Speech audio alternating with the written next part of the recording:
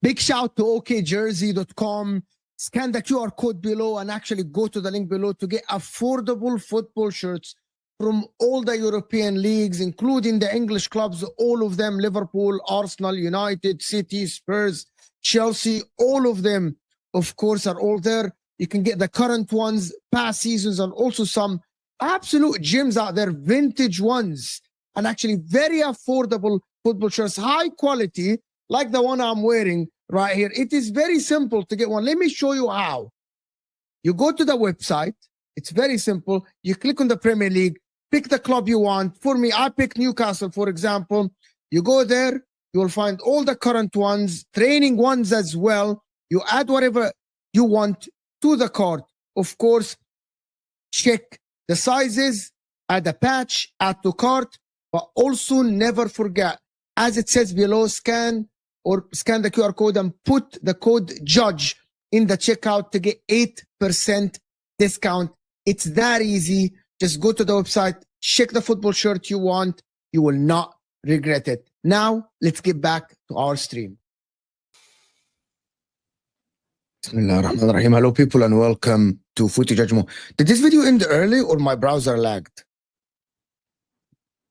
It was all right. You finished the video. Yeah, Am I lagging? yeah, it's fine. You look a little fuzzy to me. Yeah, you're a little grainy. Pixely. It's like very, very 1990s video quality. You're coming back. Oh, no, you're going away. Yeah, you're lagging, man.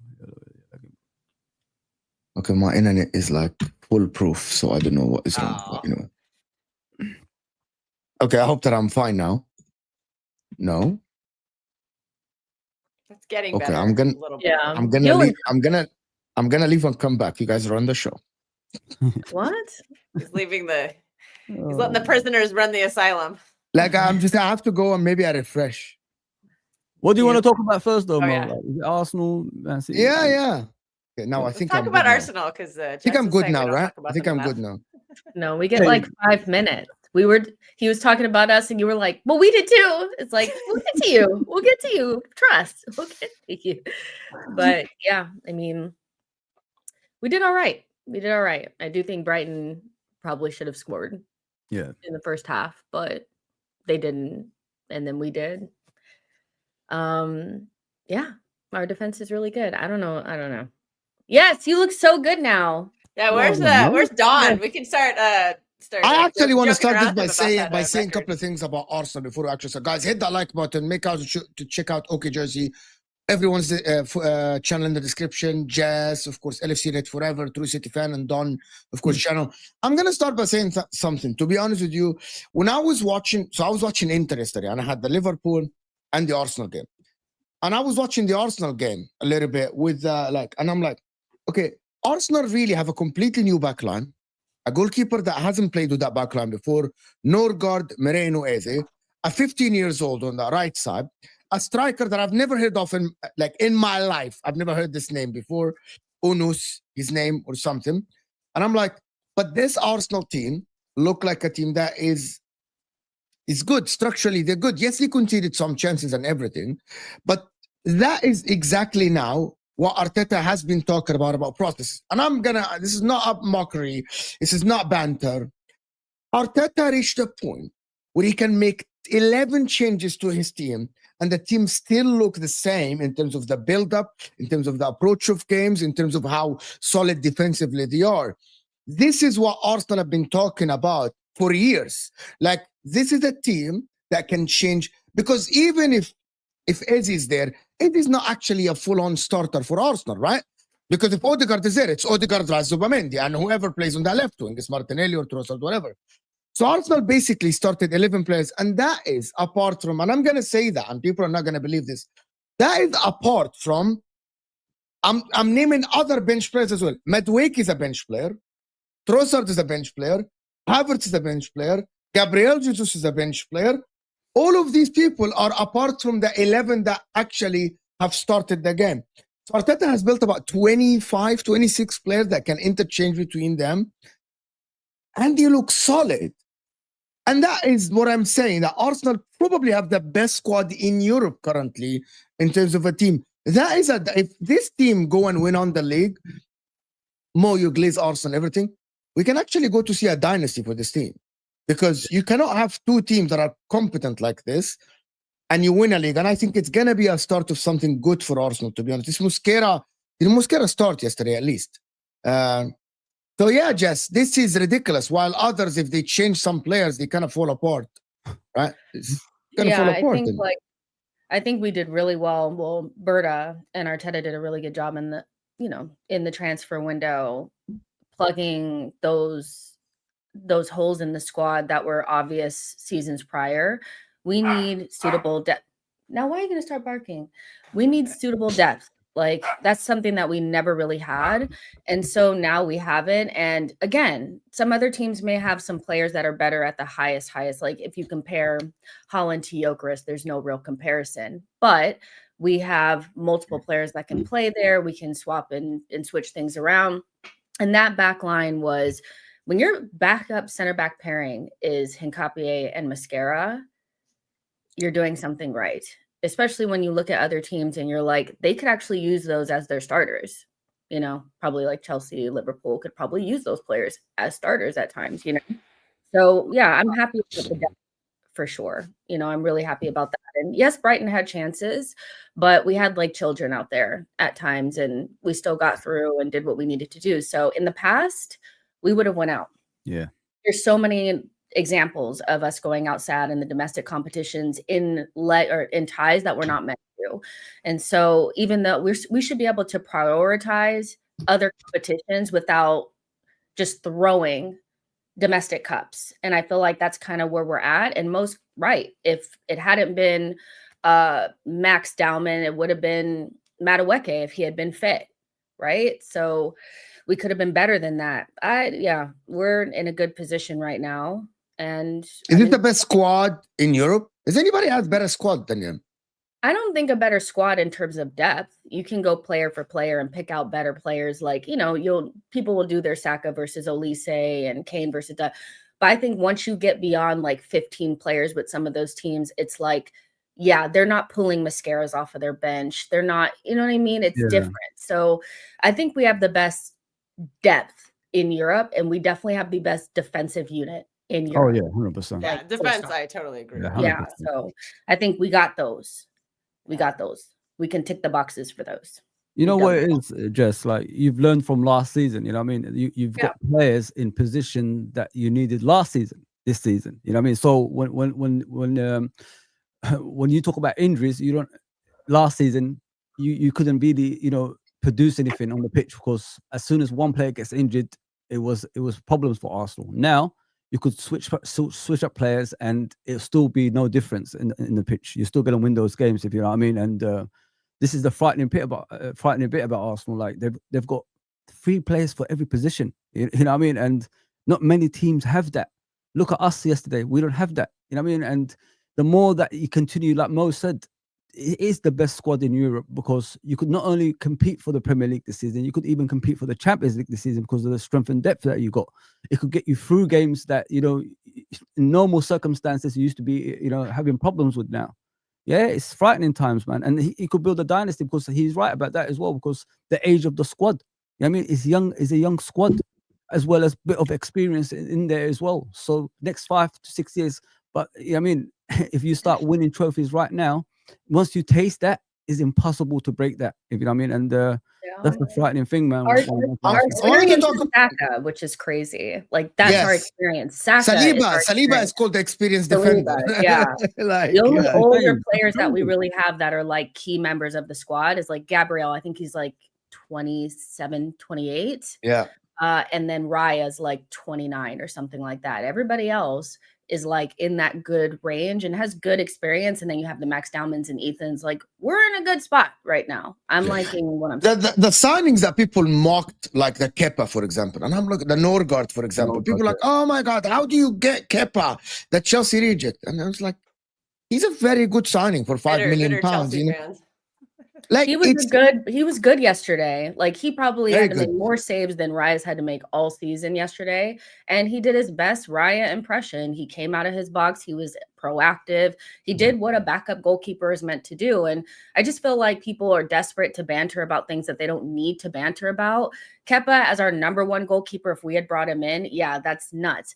Backup goalkeeper that's only going to play in like the Carabao Cup early stages, like be so for real. Like, it's not going to kill us to have Kepa back there. He's more than decent enough. Do I want him playing like a lot of games? No, but he won't have to. Hopefully nothing will happen to Raya. So that was a good pickup. It's pretty rare for keepers to get injured. It's a good pickup. Yeah. Yeah, Nwaneri, I want to speak about Nwaneri. He's not getting enough game time. I don't know why. He should be too, because he's one of their more creative players. I'm consistent. I think you need more creative players to get the best out of the strikers. Is that a bad thing, though? I thought he was very good in the second half as well. Yeah. To be honest with you, Jess, and I'm like, if I'm watching Nwaneri, I understand why he doesn't play. He's not a system player. He's a risk taker. He's that kind of player, like will take the ball and #1 thing, he's looking to be forward. He's not looking to pass it around and keep position. Yeah. And that is different than what Arteta does, And I think that is maybe why he's not getting enough minutes. But you're watching the guy and he's explosive. Like he gets the ball, that half turn and then running towards the defense. Yeah. I don't think that is how Arteta plays. And the thing about Nwaneri is that, and I think Travarelli is correct, we forget that he's 18 years old. 18 years old, that's what I'm we forget. Say, yeah. Because we're watching him and he got like he played 1,000 minutes in the Premier League or 900 something minutes last season. We forget that this kid is 18 years old. Exactly. We think he should be part of the first team. But he made his debut at 16. So and I'm watching him like, but that's good for him, isn't it? That is good for him because he's 18, he's 18. He was 15 when he got called up for the first time. Like I thought he played a game as a 15-year-old. He played as like, I think he was like 16. 16. Oh, was he 16? Yeah. Against like Brentford. Yeah. Like 2 years ago. Yeah. I remember I remember that. Maybe I'm just thinking of a different name. But Jess, isn't that a good thing to have an 18-year-old like that instead of like last season you had no choice because Saka got injured and you had to play him a lot. Yeah. You know what I mean? Now like you could develop him into the player that you guys want him to be eventually, if you know what I mean. And I feel the same way about Ethan as I do with MLS. People are making like this huge deal about MLS not starting. And I'm like, we had to put him in the baptism of fire last season and he just happened to survive it. But you don't want 18-year-olds having to play all those games. That was not normal. So I think it's good that you have Madueke and Eze and Calafiori's fit now and Hincapie just to take the pressure off really young players that you don't want to break down. We have a long history of having young players come through the team, over relying on them, breaking them, and they don't Yes. even make it to like 26, 27. We Exactly. don't need to be rushing them into the team No. like that. And they're happy. They're re-signing. It's not like we're hearing about them wanting to agitate to leave. It's not a big deal. I don't know why people get so, I guess because in the past we've lost young players because they didn't play, but it's Isn't in a Gomoa different environment. or Chelsea youngster? Hmm? Gomoa is a Chelsea youngster or Arsenal? Chelsea youngster in Gomoa, if I'm not mistaken. Yeah, he's Yeah. Chelsea youngster. And Yeah. for Max Dowman, when people ask me what do you think about Max Dowman, he's talented, but I actually have a little bit of a negative thing about him, to be honest with you. You got a problem with a 15-year-old? Go on. 15-year-old kid. Come on, Go man. on. If you put it this way, it Mo will look hates kids. creepy. So if you, fuck, no. Go on. I'm not talking. I'm not fucking talking. I'm not No, talking. no. I'll get canceled. I want to hear this. What's I'm your gonna problem get with canceled. Dowman? I'm No, gonna get canceled. what does the 15-year-old need to work on? No, I actually think he needs to work on. He's looking for the foul sometimes, not only in the 18, even outside. Again, I'm gonna say it again, and I said it plenty of times. I was like this, right? I was taught by someone actually about dragging your leg back to make a foul. Sometimes I see him going. You can actually continue. You don't need to drag your feet. You don't need to look for that free kick. I know that. Yes, the dribble looked good, but I think he will gain that with experience, right? Someone need to, like you look at Nwaneri, and I'm going to tell you the difference. Nwaneri dribbles and the guy gets tackled and gets pulled and people hack him all the time because he's very good, right? Nwaneri. But you see Nwaneri on his feet. Like today, there is a dribble that Nwaneri did on a halfway line and they were hacking him and he's on his feet because he knows that I have the field in front of me. I think Max Dowman, it's maybe something against him. He's looking for that. Okay, I'm going to drag my feet because it looks good if I get tackled. I know that feeling. It looks good if I dribble the guy and he like takes my foot out and I win a penalty and I win a free kick. I know that people say, oh, he's 15. Well, he's starting very early to look But for it's the a personality thing, Mo. I feel like with Ethan gives nice boy energy. Like he feels like somebody that's like he's gonna do the right things. I don't feel like all of our players need to be that nice and that honest. I feel like we got a lot of honest players. Saka, he's somebody He's very gets kicked honest. all the Saka's so time. honest. He's super Ethan's honest. is honest. Sometimes Bro, like Saka's so nice, bro. Like you watch Saka, he's like he gets Dowman fouled. is, yeah, like Dowman Will was has the saying. dog in him. I know what you mean. Yeah, Dowman gets us the penalty. You need players like that sometimes. So I don't want it coached out of him. We got enough players like that, but I can already sense that there's going to be like this. He's a flop. He's whatever. I don't really care. You know, he. I know you don't. Let him develop in his own way. Let him develop. That's my opinion. Yeah, you know, like, I know you don't. I'm just. This is one comment on the kid. When I was watching him, like, bro, like, just come on, just stay on your feet a little bit. You're because I know how good he can be. The guy has this messy about him, body shifts, tight spaces, dribbles. You know, like you have this thing about you that like, and he ain't a Yamal type player. He ain't like, I'm going to do this and kick it and run and get faster than you. He's like, no, I'm going to dribble you in tight spaces. You're going to see. You just try to come and nick it off you every time. His whole goal is to delete you every time. He's like, and I'm going to make these fans laugh at you. Like every time you try to nick it off me, people are going to laugh at you. So just don't go. And I know that he has it in him. You know, at 15 years old, getting a run at that team, I don't think he's getting spoken about enough because when Foden was getting these, when Yamal was getting these, I'm not sure if Arteta should actually give him more minutes. I think he should, even in the league, like in Gomoa for Liverpool. I know he's 15 only, but the kid looks like he wants to be there. He wants to play. And I like that. There are others. A lot of pressure, though. And also, he's at that age. Your body hasn't filled out yet. That's hard to do against grown men. It just is. I know that it's a lot of pressure now on Arsenal. It will ease up, right? Teams now sit deep against Arsenal. We spoke about this on the terrace yesterday with Hussam and Terry about do Arsenal score enough goals from do they create enough chances and all the stuff. I see teams sitting with 9 players in the back, and I know that's a lot of pressure on them.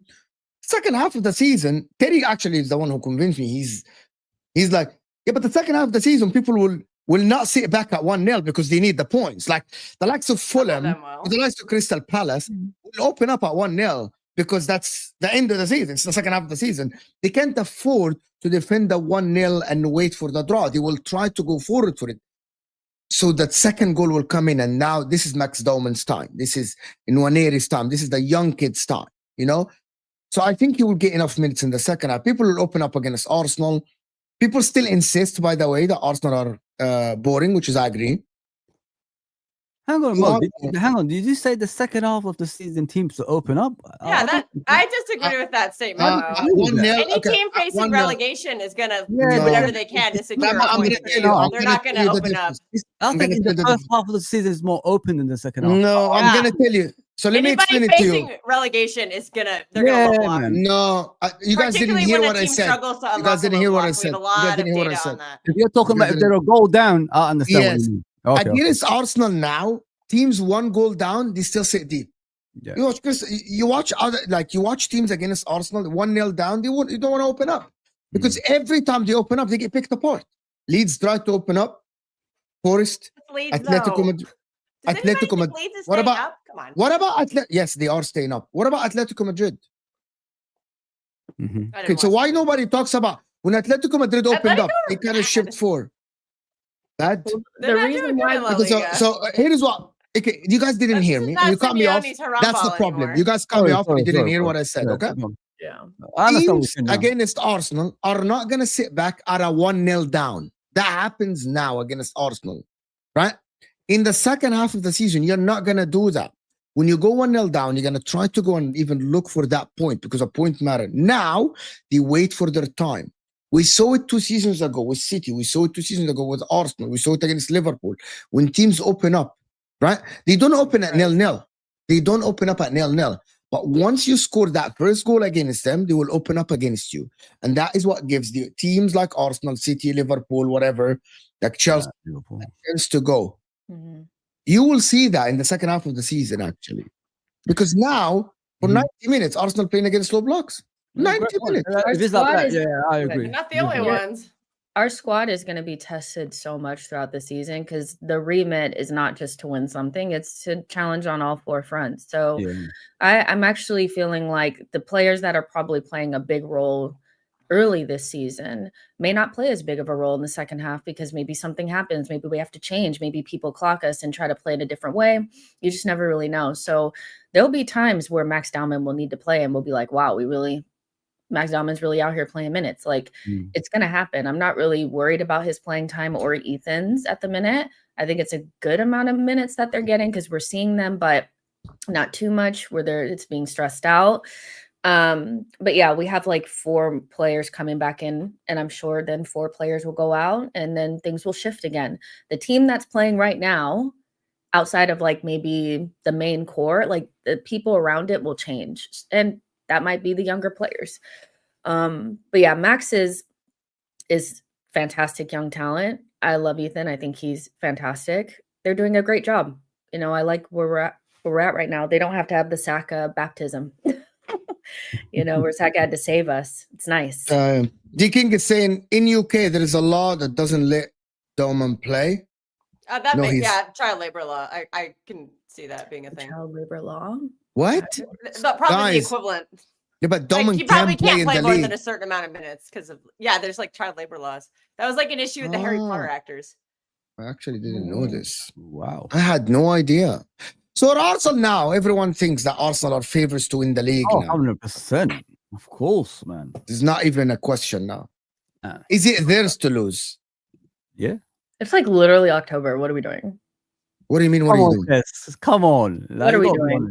It's not even December. The teams below you are like consistent, are they? You're the only consistent team in the Premier League right now. And like you said, you can only get better as well. All right. Mo, did you see Patrick's stream the other day? No, I didn't. Wait, who? On the channel I stream on True City Fan TV, he did a stream saying that Arsenal are league champions week 9, earliest that's ever happened in the history of the sport. He's bantering because I know that Patrick said that there will be up and down in this league, and Arsenal are only 6 points ahead. We have seen this movie before, and I disagree with this. I think this is the strongest Arsenal I've seen in terms of structure. Right? in terms of how they are. Guys, Arsenal conceded 5 big chances. Liverpool conceded 18 big chances in like 5 games. Like in 9 games, Arsenal conceded 5. So there is a massive difference. I think the only team that can challenge Arsenal currently are Man City.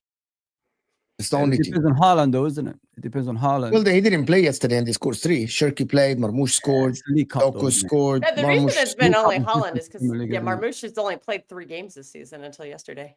Yeah. Who are you worried about, Jess? You worried about City or Liverpool still? Currently City. I don't see it for Liverpool right now, but City, yeah, for sure. I think City always have the ability to put a lot of pressure on you, especially second half of the season. They don't have to be that great in the first half of the season because they just collect the points and just kind of staying around it. And they look pretty strong right now. So I know that they lost to Aston Villa, but they can. Who looks strong? City looks strong? I think City look pretty strong right now. Okay. They don't ever have to be perfect in the first half of the season to put pressure on, because they could go on a nasty run at the end of the season. With Liverpool right now, Arne Slot, I don't know. I'm looking at it. I'm like, you took a huge risk. You know, you really could have used a little bit of confidence in the League Cup game, but you chose to throw it in this whole like idea that you guys are going to do stuff against Aston Villa and this run that you have. I think a loss to Aston Villa, dropping points to Aston Villa, lose to City, and it's curtains, you know. So yeah, I think it's City right now for sure. City, you're worried about City. I'm not sure. I still think that's Pep Guardiola is what people are worried about. It's Pep Guardiola and how he utilizes the team. But in terms of the league, I generally believe it's Arsenal. I actually believe it's Arsenal's to lose, right? Arsenal are very strong. I think that's fair to say right now. Unless you think that Bournemouth or Sunderland are going to do a Leicester and try to battle them. I think Bournemouth will make Europe, but I don't think they're really good this season. Yeah, 100%. But not good at like challenge. Yeah, but they lost the same amount of Arsenal games of Arsenal. Like they've only lost one. Yeah. They both lost to Liverpool. Who do you think from Arsenal? I just wanted to ask something. I wanted to ask something before people. Guys, pick up everyone that joined us from Osam, of course. Guys, can we get the likes up? We're not even on 200 likes. 700 people in the house, guys. So hit the like up, people. Come on now. Come on. Who's going to be the player of the season for Arsenal this season? Declan Rice. Always. What? Declan Really? Rice. You don't think it's going to be Saka this season? Or Gabriel? Without a shadow of a doubt, it's going to be Gabriel. Gabriel's the best defender in the world. Well, yeah, Gabriel is already, wow. Really, okay, without a shadow of a doubt, this season. The coronation has come. Hold on. You guys don't think that Gabriel is the best defender in the world currently? Who's better than him? Can someone tell me a name? Yes. Can someone tell me a name? With Van Dijk, it's like he just gets like but it's obviously it's Van Dijk, but like literally right now when we're talking, it is Gabriel right now. Like, ooh, Timber, the Timber is a good shout from the chat too. The reason I say I don't know in the world more because I don't watch outside the Premier League. You know what I mean? In the Premier League, he's the best defender currently. If you point it that way, in the Premier League. Gabriel, there's no better defender than him, I think, in my opinion. In the world. I know you watch around the world, so listen. I don't watch a lot around the world, but I know that Militao is not better than him. I know that. I know that Holson. He's had 2 ACLs. You got to keep an eye on Pacho from. I know the 2 bozos that play at the back for Barcelona, Kubarsi and Eric Garcia, are not good enough. You know what I mean? I know that these 2 are not like real defenders. I know that for a fact. I know Upamecano and Jonathan Tah are not even close to Gabriel. You need to watch. The only guy is Pacho, whatever his name is from PSG. And Bastoni's your own player. Bastoni actually this season is an attacking midfielder, by the way. He has like he's John Stones. He's a left-footed attacking weapon. No, let's be serious. It's 2025. Marquinhos, no. Marquinhos, you know, the Brazilian for. You know what though? Like back to your question Pacho is carrying Marquinhos right now. The people that actually don't know, Bastoni, number one, Bastoni plays in the back 3. Because we are so attacking that we conceded 14 goals or 13 goals in like 8 games in the league. But we fucking scored like 24. Something like this. Score a lot of goals, yeah. We scored tons of goals. But because we leave our back like one defender on one the whole game. Hoping that it will work out. It's a it's a hope. It's experimental right now. It's And crazy. I'm being serious, by the way. We leave 1-on-1 and we smother the opposition. That's how Inter play. We smother the opposition and they get the ball, long ball. It's a 1-on-1 and it's a coin toss. Will our guy like flop? He's gonna get the ball. It's a coin toss, and we do it with. Sometimes we do it with a 38-year-old at Cherki at the back geez. with Moise Keane. I swear to God, with Vlahovic and stuff. And you're like, Citra, how is the manager? Bastoni is like at the age of the 18. Yeah. And Akanji is like high on the pitch trying to cross. It's a different brand of football than what I used to be honest. But I like it. At least it's exciting. You know what? Back to your question about player of the season. The reason why I say Declan Rice is because whenever we're really good, he's a big part of it. Gabriel as well. I think they're just. I don't think so. I think so. I think it's. I disagree. No, I think it is. When's the last like time? him. No, Declan Rice. Yeah. Listen, I like Declan Rice, but I don't think that Declan Rice, when he's good, or I think, for example, it's this season when Zubamendi is running the show, you look very good. Like I think that, I like Declan Rice, and I know that Arsenal fans love Declan Rice, right? And I think he's a good player. I am not sure he's the one who runs the show. I don't think he's the one that makes. He doesn't have to run the show though. Like, cause last season, you guys were even the season prior. Like I think Gabriel as well. Running the show, right? Party was running the show, but you can't do that without Declan. I feel like the things that Declan does, are not the kind of things that football fans look at. But you notice that you're not getting them when he's not there. There is no midfield there is no Zubamendi running the show without Declan Rice being there. Like it's not ever going to be the same. The midfield dominance you're talking about, Jess, right? Like he also scores important goals for us. Like Gabriel, he scores important goals that matter in the big moments. Where no offense to Zubi, he hasn't really done that for us yet. So I get what you're saying, but like from an Arsenal perspective, when we play the big games, when we need somebody to propel us forward, it may not be pretty. It may not be what people expect midfielders to do, but without it, you don't have it. The last ditch tackles, his support of the defense, all those things go into why Arsenal are so. But I don't think that he's the reason why Arsenal would look good.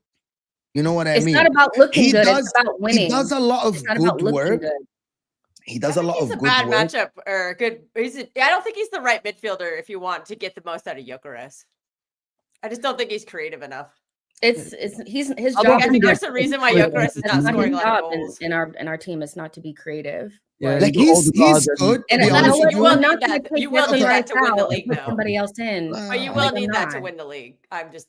No, but Kels, they've got enough. They've got obviously Odegaard, I think if you want to get the most out of Gyokeres, they should play Zubamendi, Odegaard, and Eze. That's a creative force to get the ball to the striker. That is too offensive. Otherwise, why did you buy Gyokeres? That's too offensive for. That's too offensive for. There's no defense then. Yeah. Like the thing about that is that no defense. Odegaard is very good at tracking back and defending. Odegaard is so weak. He's so weak. He's very weak defensively. He is too. And also, you have a back wall. No. You literally have a back wall. Zubamendi's work off the ball, interceptions and tackles are so underrated that people don't look at them. Listen, I didn't rate him that much. The guy intercepts a lot of balls. I'm saying if you want to get the most out of Gyokeres, I'm not saying that's how you win games. I'm just saying if you want to get the most out of Gyokeres. That's the only point I'm making. This is not like I'm not denigrating. I don't think that creativity from the middle is why Gyokeres is not getting it. Because to be honest with you, Kelk, if you watch Arsenal, there is no space for a through ball. Where is the space? The guys are inside the 18. There is no space. Well, it has to come from wide. Creative players can unlock that. Where is the space? Creative players will find it. I've seen world-class creators work with less space and succeed. There's no space. The sides, the work up front. So even Pep Guardiola. Players find it. By the way, even Pep Guardiola, you have a better chance. When you played against slow blocks, I remember the far post crosses, the late runs to the far post from the Gundogans, from the Sterlings, the tap-ins at the far post. Yeah. The creativity didn't come from the middle. Even Kevin De Bruyne used to drift out wide. I've seen it.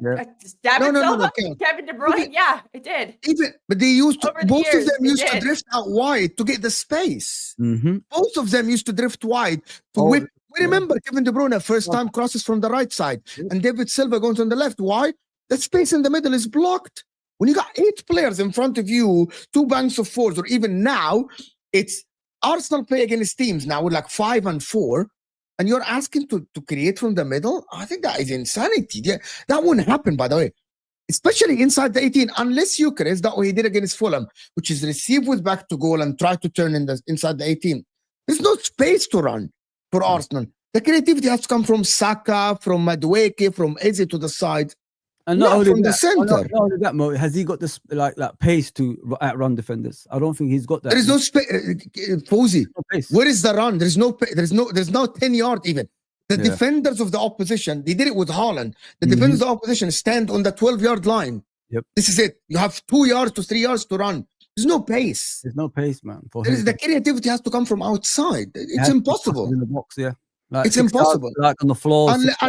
Unless you have Hakan Çalhanoğlu who can shoot from 30 yards and score goals like yesterday. That's it. Unless you have someone like us that can dribble inside the 18. That's what you do. Arsenal don't do that. I don't think it's... Gyokeres' problems are not going to be resolved. I don't think he's going to... unless Arsenal create from wide... That was my only point. They're finding other ways to win. I hear what you're saying, Kel, and I'm going to let Jess talk. Unless Arsenal find the spaces for him, like... Remember City when they found the tap-ins for Haaland when he's at the right place, right time from outside and the crosses? Gyokeres, there's no space. You need to put Gyokeres one-touch goals. What Haaland did in the 36 goal, one-touch goals. He doesn't have space to take a touch, turn. There's no space. Just go ahead. I'm sorry. You're muted. Oh, yeah. She muted. She muted us and herself. I have to mute myself because my dogs decide to start playing literally as soon as you press play. Like it's crazy, and they're not quiet either. But yeah, I think with Gyokeres, it's kind of just I feel like we need those 3 other players to come back. Actually, it's like 4 players that are all attackers to give us something different. Because we have different players that can do different things.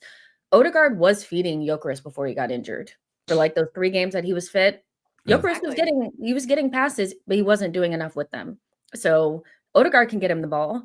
And I also think that as odd as it may sound, having somebody like Gabriel Jesus in those deep blocks will help us because he's one of our only tight, like he's a presser. He's a pressing machine from inside the box. So we'll have players that can solve different problems, but right now we just have to kind of do with what we can.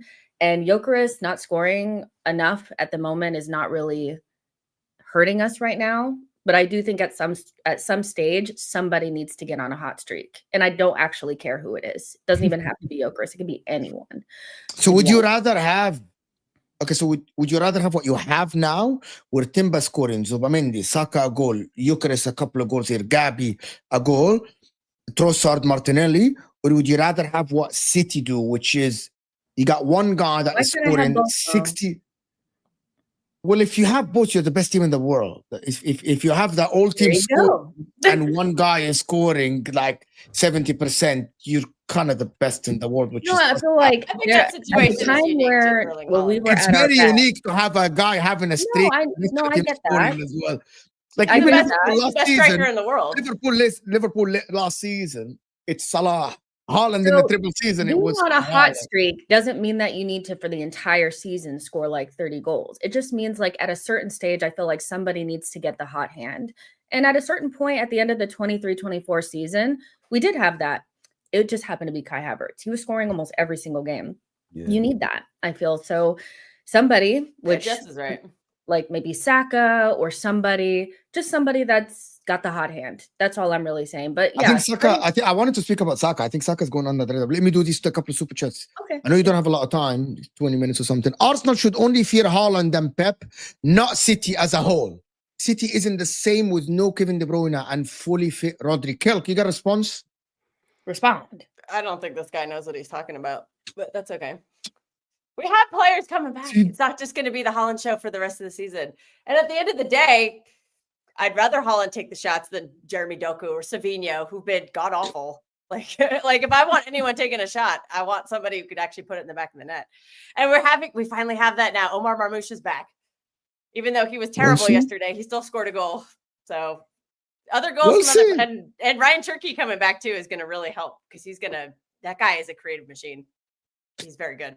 We're going to have me and you, Kilk, we're going to have a conversation about Foden later in the season, but not today. We're going to have about Foden. Wirtz 1 assist, Foden 1 goal. Fantastic. You know what I mean? I don't think the world is ready if we win the league. Yeah, Nathan, the world is not ready, bro. Nah.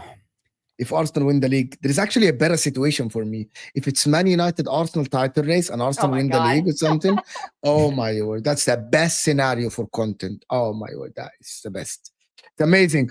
Saka's going under the radar a little bit. And what do you make of his performances? Me? Yes. I think Saka is Saka. I feel like Saka is like, I feel like his overall play does go under the radar quite a bit. And when he doesn't score, he's one of the only players that cannot have GA as a forward and still be pretty much your best attacker. He's just that good. He's so good at like everything. So yeah, Saka to me is whatever he's going to do that's going to be ridiculous this season. Saka does this thing where he's kind of like plopping along, getting his 7 out of 10 performances, and then all of a sudden, boom, everything comes together and he's playing so well. And I think that's kind of where we are with Saka. He's kind of revving up. And I think Saka also understands he's really smart, that he doesn't have to be at his peak right now. He needs to make sure that he's at his peak later on in the season. So he's just kind of plopping along. But even with him not playing at his best, I feel like a lot of times I think he's our best attacker still. Really?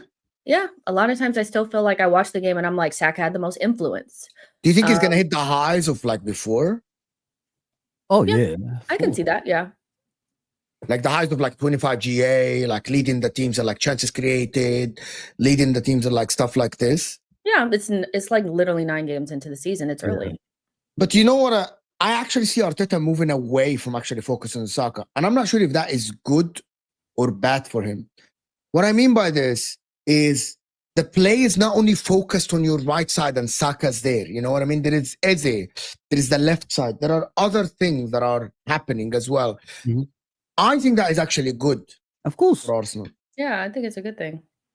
Oh, 100%. Because, you know, that was the issue before, wasn't it? Yeah. Arsenal only played from the right side, everybody was saying. Remember? Yeah. Now, if they share the workload everywhere on the pitch, that's more frightening for the opposition. So, and that's good for Arsenal because, you know, if you share the workload, that means like you're going to be more successful in that way. And that's why I think when I'm watching Arsenal. Listen, at the end of the day, they've got the strength and depth there. They could only get better. That's the scariest part of it. They're not scoring, you know, like a lot of goals, but they, like Jess said, there will be a moment they're going to score a lot of goals, and that's what I'd rather take steps, you know, forward than, you know, think I'm the finished article. So I agree. Yeah. I feel like with Saka as well, which obviously I know people don't want to hear this, but a big reason why he doesn't get the ball as much right now is not just because like Arteta's trying to move away from him or something like that. It's because Odegaard's not in the team. Eze doesn't get the ball to Saka like Odegaard did. They play that role completely different. So I think it's more about not having that player in the team. And instead of because Eze doesn't play right center mid like Odegaard, he plays like more in the 10, actually more closer to the left-hand side. So now the left-hand side is getting a little bit more, and the right-hand side is maybe it's a little bit more equal. I'm telling you, as soon as Odegaard comes back, the ball is going to be going down that right-hand side. That's just how it goes. Like, I'm just telling you. It's like they're programmed, you know, they're programmed. Yeah. Like the Odegaard is there, pass right. That's right. Yeah. His whole goal is to get the ball to our best player, which to me is not really that. It's not a bad thing, but it's nice to have a different look. And for us, analyze things like this. Then I mean, like, if why would you not use something that works? Someone said the lady knows ball. Yeah, that's her job, my friend. That's actually her job. Talk about football. It's shit. That's her job, full time. I must. She talk about football. If she doesn't know football and talk about football, we have a problem. I have a big problem, to be honest. Yeah, but pick up my man. Yeah, 100%, man. I think Saka, the thing about it, Saka, is that I want to see Saka win player of the season once, just for people to fucking shut up. You know what I mean? Yeah. People need to Do people shut actually up. do people actually talk bad about him? I don't understand. What? I don't know. Wait. 'Cause I don't go outside, obviously, my little bubble. Absolutely, they talk bad about him still. Footy. It's everywhere, Footy. I'd love to Everyone- exist in your bubble because unfortunately, Footy, I'm going to tell you something. Everyone that does this, any stopover, is better than Saka. Anyone. It doesn't matter who he is. Oh, Anyone. It's a Portuguese league, in the La Liga, in Serie A. Anyone that does one step over is better than Saka. That's the benchmark. no. It doesn't matter. Like everyone, anyone. Football's I'm gonna changed. tell you. I'm gonna tell you want the agenda this season. I'm gonna tell you. Cherki is better than Saka. Just watch. It's a couple of games. Cherki get a couple of assists. I'm Cherki is not better saying than that. Saka. I know you are not, but you know what social media gonna do. I know Cherki, certain yes, people in he's- my fan base will, whose names we won't mention on here, but Huh? there'll be some people in my fan base who will say that, but I'm not gonna. 100%. name them. What's the initial? Well, Like, he's already said that Cherki's better than Vert, so you can connect the dots from there. But Cherki has been like, bro. Anybody's better. Anybody. How is Cherki gone for I'm- like 2 months and it's better than him? Like he's just Like I think everyone is better than Vert. It's like currently everyone's better than Vert. If you say that means you don't watch Bundesliga or Liga. Like No, not today, you know not what I mean? now. Like, Verts now. is a very good player. He's just, I think In he's his just time, in he's his struggling time. to adjust to the league, and he Yeah. might have picked the wrong team. No, he picked the right team. He just We're needs gonna time. talk about Liverpool. I know that we're gonna talk about Liverpool. But or Saka, to be honest, I really like. I hope that he wins Player of the Season if Arsenal win the league this season, because just so people can stop talking. I hope that Arsenal don't try to push Declan Rice. Just push Saka. This is your guy. I know that Arsenal fans love Declan Rice for some reason. I know they love Saka too. not for Wow. some reason. Not for some reason, Mo. Stop being shady. Why? I know you guys do. Shady. Yeah, but for some reason, shady. So why do you guys push Declan Rice ahead of Saka then? I Not asked you pushing, it's straight- not pushing him I above asked him. you are a representative of the Arsenal fan base. I asked you straightforward, and Fawzi and Kel can be my witnesses here. I asked you who's the player of the season without hesitation. Rice. You didn't even mention Saka. I said Rice. You proved my point. You proved my point. I mean, that's some I time don't. too. So You're that framing it always- in a for me, negative, that takes away a negative little bit. way. You're framing it in a negative way, trying to get me caught up. Like, no, I don't care who wins it. To be honest, just win the league. I don't give a shit, you know. But yeah, Saka, he's gonna have a great season, of course. Like, if we do anything, it'll be because Saka, Declan Rice, and Gabriel had a great season. That's our core. I actually That's think if fine. Arsenal win the league, Gabriel will win player of the season. He's gonna do a Diaz. Maybe He's been That'd be amazing, great. man. I'll take that as well. Van Dijk has done that also. Van Dijk won player of the season. Didn't he Did win? Van Dijk win PFA? He never won He PFA. Didn't he right I think before he he did. blew Yeah, he his won, he Sevilla? won, I'm he pretty won, sure he he was won. PFA And he player. finished second in the. I think he finished second in the Ballon d'Or as well. Yeah, he was like he was up Yeah, there in the podium season, for I think Ballon it was, d'Or. yeah. Dark times. Let me That do was, dude, this. Van Dijk was unplayable back then. Like, oh my god, he was so good. He was. By the way, he was unplayable 4 weeks ago. I promise you this. He was amazing 4 weeks ago. I just tell you Nah, that. man. this is Van me, Dijk bro. before Gyokeres, his ACL let is the me, best defender I've ever seen in my Let's life. just get this through. Thank you guys all for the support for the channel as well, guys. We're actually very close to 300 likes and we got 800 people in the house. So, guys, hit that like button. She knows Arsenal. If people are asking if Jess knows ball, she has a channel called She Knows Arsenal. So that's her channel. True City Fan with Kilk, of course, and LFC Red Forever is Fawzi's channel, of course, in the description. Gyokeres can create separation with his runs in the Prem. Every action he makes is a battle with a defender at the moment. Also not great in the air. But there is no space for him, my friend. You might have gone to the wrong team also. Why? Why is that? Why? I think Why is I just that? don't think he fits in with Arteta's style. I think you guys just look better with a false nine. But that's just the idiot on the couch. Joker's talking. fine right now. I think they're all right. I just, Yeah. I Well, don't for know. him personally, because he was lighting up. He scored goals every team he's ever gone to, and he's struggling right now. But maybe he'll get better by the too end of the early season. in Right Can now, I he ask just you doesn't something? look like- Can I ask something? It needs to be Can we? covered. Is he actually struggling? Is he actually struggling? Can we use that word for you, Chris? Struggling. For a striker, you can. Yes, the striker's job is to put the ball in the back of the net. They're not there to create space. They're not there to open up room for other players. They're there to put the ball in the back of the net. No, And so like, far he's not really That's doing not that. true, though. The Yeah, thing it is. For a striker, it is. In terms of what? Did Like, Haaland That's come to true. City You just said that to Arsenal increase pace? No. are better with a false nine. So Yeah. clearly they have a striker can be different. All strikers are not the same. You can't have the same expectations of Haaland as you would Firmino. There's different levels, and coaches use their strikers differently. So of course he has other jobs outside of just putting the ball in the back of the net. He's not scoring at the same clip as he was at Sporting, but he's definitely not a 0-0 whatever. And it's early. If you can sit there and say that Reinders needs time and Cherki needs time, Those and are Werner different needs positions. time, The striker is why very is Gyokeres specific. the only one that needed to come straight in and not need to adapt to a higher level? Because he's playing at a much higher level now than he was at Sporting in a completely different system. He played for Amorim, where they played on the counter in big spaces in Portugal. He's never seen so little space in his life. Look at Florian Wirtz. He's never seen so many people next to him. Like, yeah, I'm like, in Germany as well. why is Gyokeres the only one? Yeah, listen, with Gyokeres, like, I can't relate because mine came in. You're saying in Did terms three of hat tricks in 3 games in a row. Girls, if you're talking about like in terms of goals, of course he's struggling with that. Yeah, but he's a striker. yeah, He's not there the to thing is- create. the He's thing not is, there to like, create he's not- chances he's not- and he's all not that other missing stuff. He's there to chances, put though. the He's ball missing in the back of the chances, though. net. He's not Kel, Harry Kane. He's not He's going to not play getting a lot of 10. chances to score. You know what I mean? He's not missing chances. It's not like Darwin Núñez getting chances and he's missing, in front of goal. He's not doing that. It's just he needs creativity. Okay, That's I'll what he's compare missing. this. You know who did come into his team right away and started scoring goals? Brand new league, brand new team, Ekitike. Not everybody. Ekitike came right in and with Some people Liverpool can were do playing that. very well. Ekitike was scoring. He's actually You know what? struggling currently. He's struggling So currently. then Well, he ain't Reinders scoring goals is now. struggling with his position as well. because Reinders is the he's not- midfielder. I'm I'm talking about a Why is he striker. I'm not not doing talking his about a job? midfielder. Why is he not doing his job? Because he's not doing his job. But I'm not talking about a midfielder right now. I'm talking about a striker. It doesn't matter. Well, Every it does. single player, no matter The what point position I'm they making play. is a striker So- puts the ball in the back of the net. I don't care if a So midfielder's because not doing that. Ekitike came straight in and banged, Yeah. that's the only remit. As a striker, you have to come straight in and bang, or else you're flopped. That's what the you're saying. expectation for a striker, yes, especially a big money signing. You have a He's not a strange- big money. He's you not a have big money strange sign. relationship with that, because I just don't understand how you can sit there and say, I've been because listening he's to a critique about striker- Marmoush not scoring goals right away.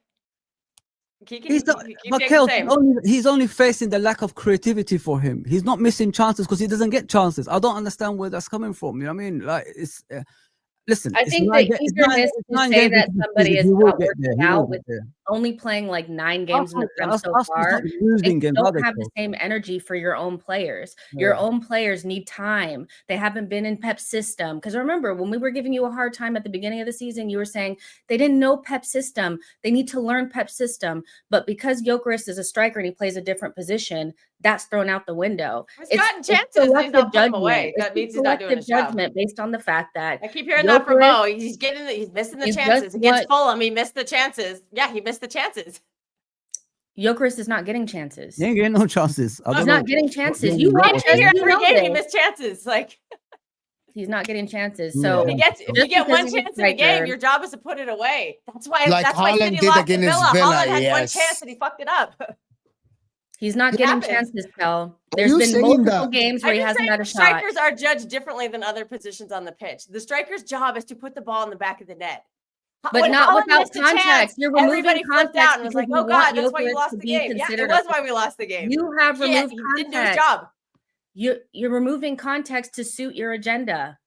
It's so obvious. You just removed all the context from the conversation and said, because it's Gyokeres and he's a striker, I don't care if he's getting chances. I don't care if he's getting shots. I don't care if he's been here for 5 minutes. I don't care.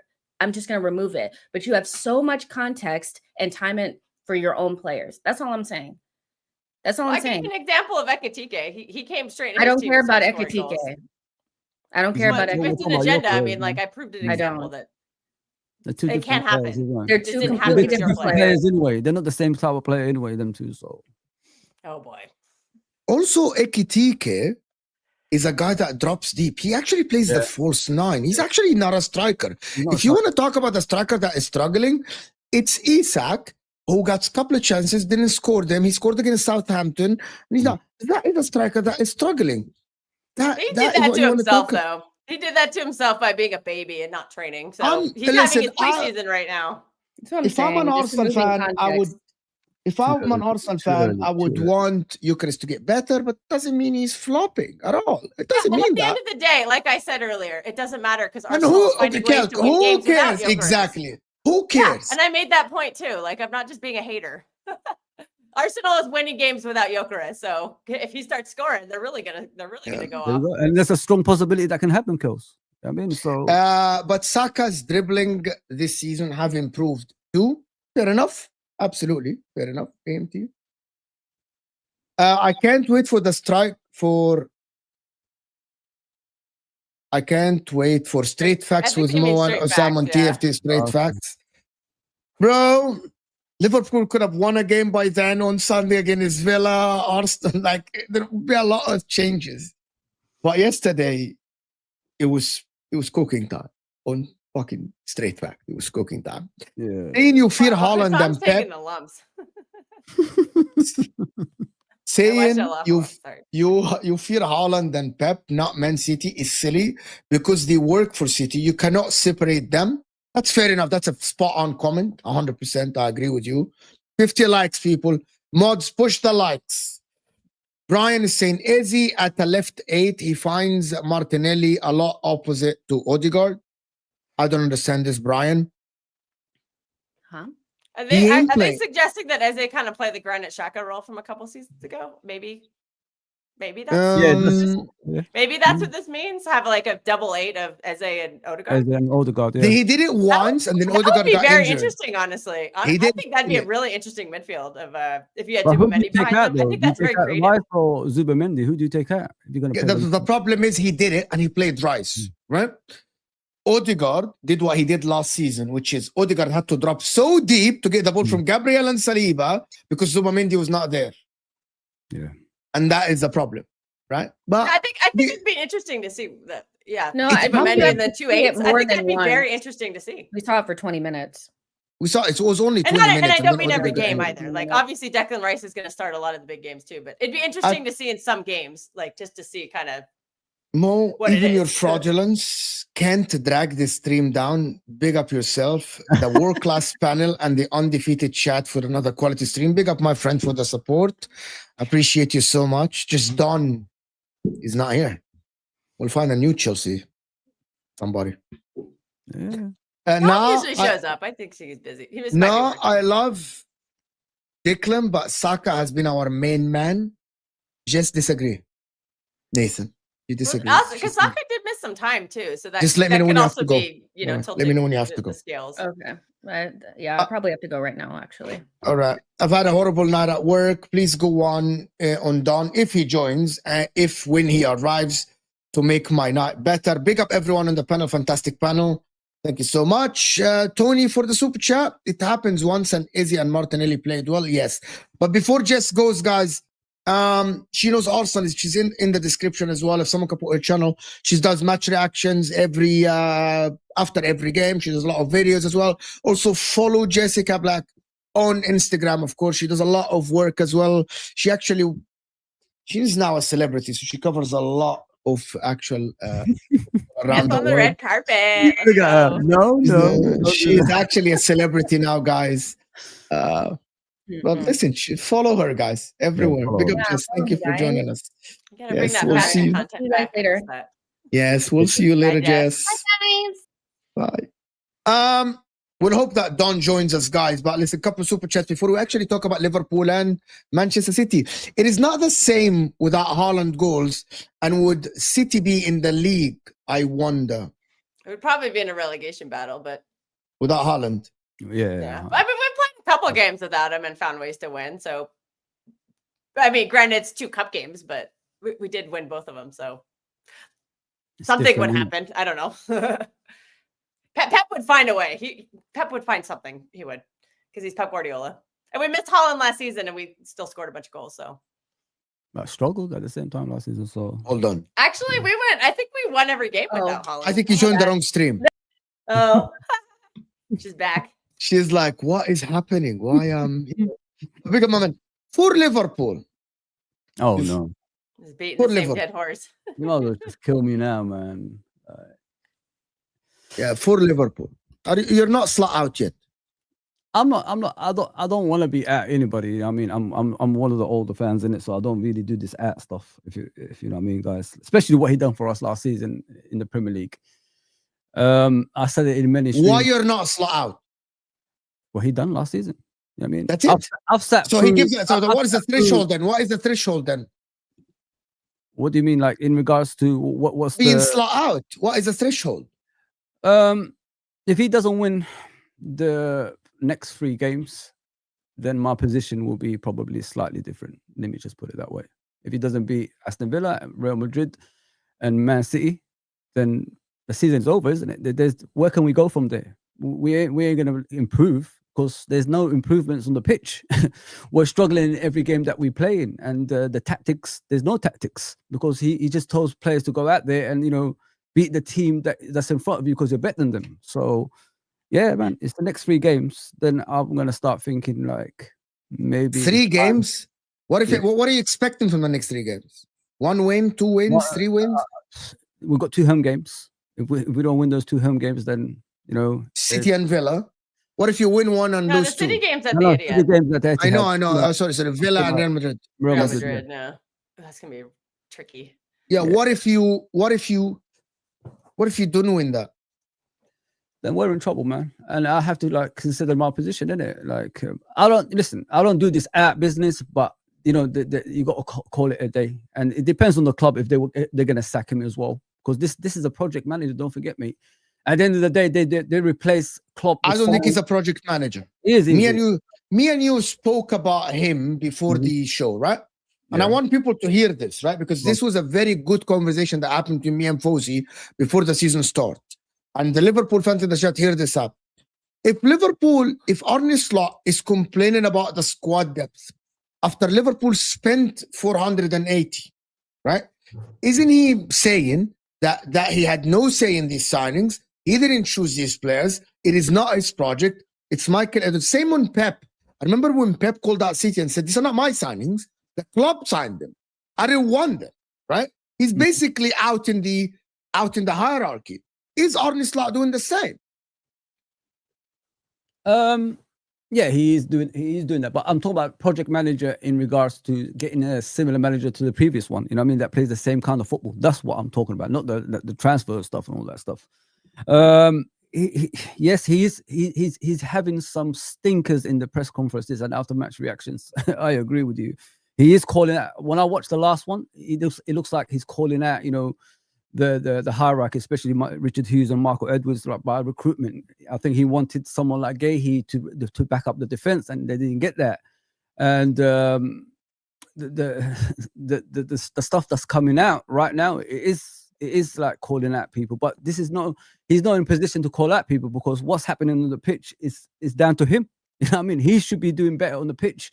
Instead of talking about what's happening on the transfer window. At the time, he should have complained about it back then. Why did we sign these players that he wanted, before the transfer window closed and all that stuff? Where he's just in a position that's uncomfortable. Let me just put it that way, guys. And his moans is always blaming other people. He's not blaming himself. You know what I mean? We talked about long balls not so long ago is an issue. We talked about deep line defending is an issue. Now he's going to another level. Now he's talking about the players that he has is not enough. While he told me and he told all the Liverpool fans he works with a small squad. You know what I mean? And this is a small squad that he wanted. So why are you complaining about it right now? So he's just at the moment he's all over the place. He doesn't know what he's saying. And as I said, the more it continues like this, the more it's coming to the end for him when, the hierarchies are going to say, you know what, let's pull the plug on this. Because now he's blaming them. So you're throwing away the season. Kelk, you can talk with us. You're throwing away the season now, mid-season. If you sack Arne Slot, you think the board are throwing out away the season or they are salvaging the season? I think it would depend on who they replace him with. Sorry. But who do you think they're going to get, Kelky? Like, who's available for them to get? There's rumors they might want to break Jurgen Klopp back. Yeah, that's what I mean. There are all rumors, but Chelsea are actually on the line to try to get Iraola as well. Areola would probably fit these players at Liverpool. I genuinely think he would do wonders with them. Yes. Areola. Areola. Areola. He plays like that counter-attacking style. And who would you want then? Okay, so hold on. Who would you want then? Because now Areola. Bro, like I just want Klopp, probably Klopp back. You know what I mean? Klopp? It's football's all about corporate job. You know I mean? Let me say something to you guys. Yeah, Areola is Bournemouth standards. He's not above that. I don't think he is anyway. That's how I look at it. I know you don't believe me, Mo. I know you probably don't believe me, Kels. No, I know exactly what you mean. I do. You know, like he needs another step up first. He needs to go to like a Spurs or something. Graham Potter was amazing at Brighton. Graham Potter was amazing at Brighton. What happened? He went to Chelsea. There you go. I mean, I want a guy with a pedigree. I want a guy. You're not going backwards to Klopp. That is Footy. With all due respect, that is absolutely insanity. Maybe that's what we've got to do. I said. That is insanity. It's insanity. That person. Maybe that's what we've got to do. No. The guy left for a reason. For a reason. What are you trying to salvage the season? The guy doesn't like. I don't think so. I think you got to start fresh.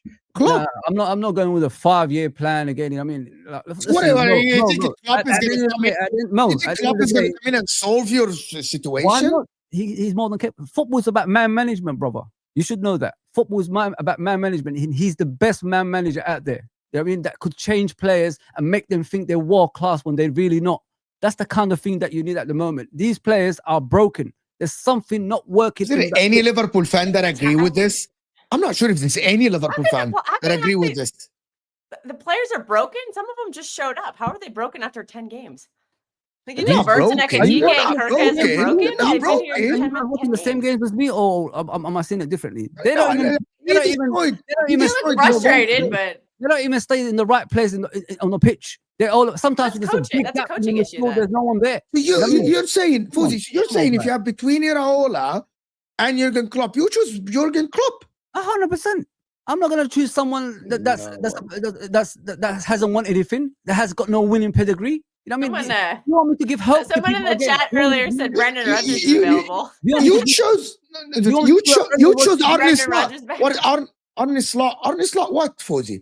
So Arne Slot was he won in the activity. So was Ten Hag.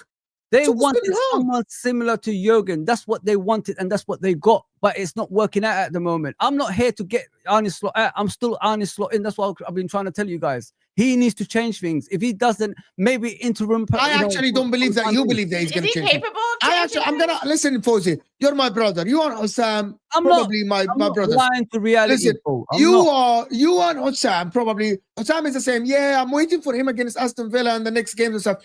Do you believe he's gonna fix it? That's a question. Is he able to? Is he a good enough manager? Yes, you're not Arne Slot out, right?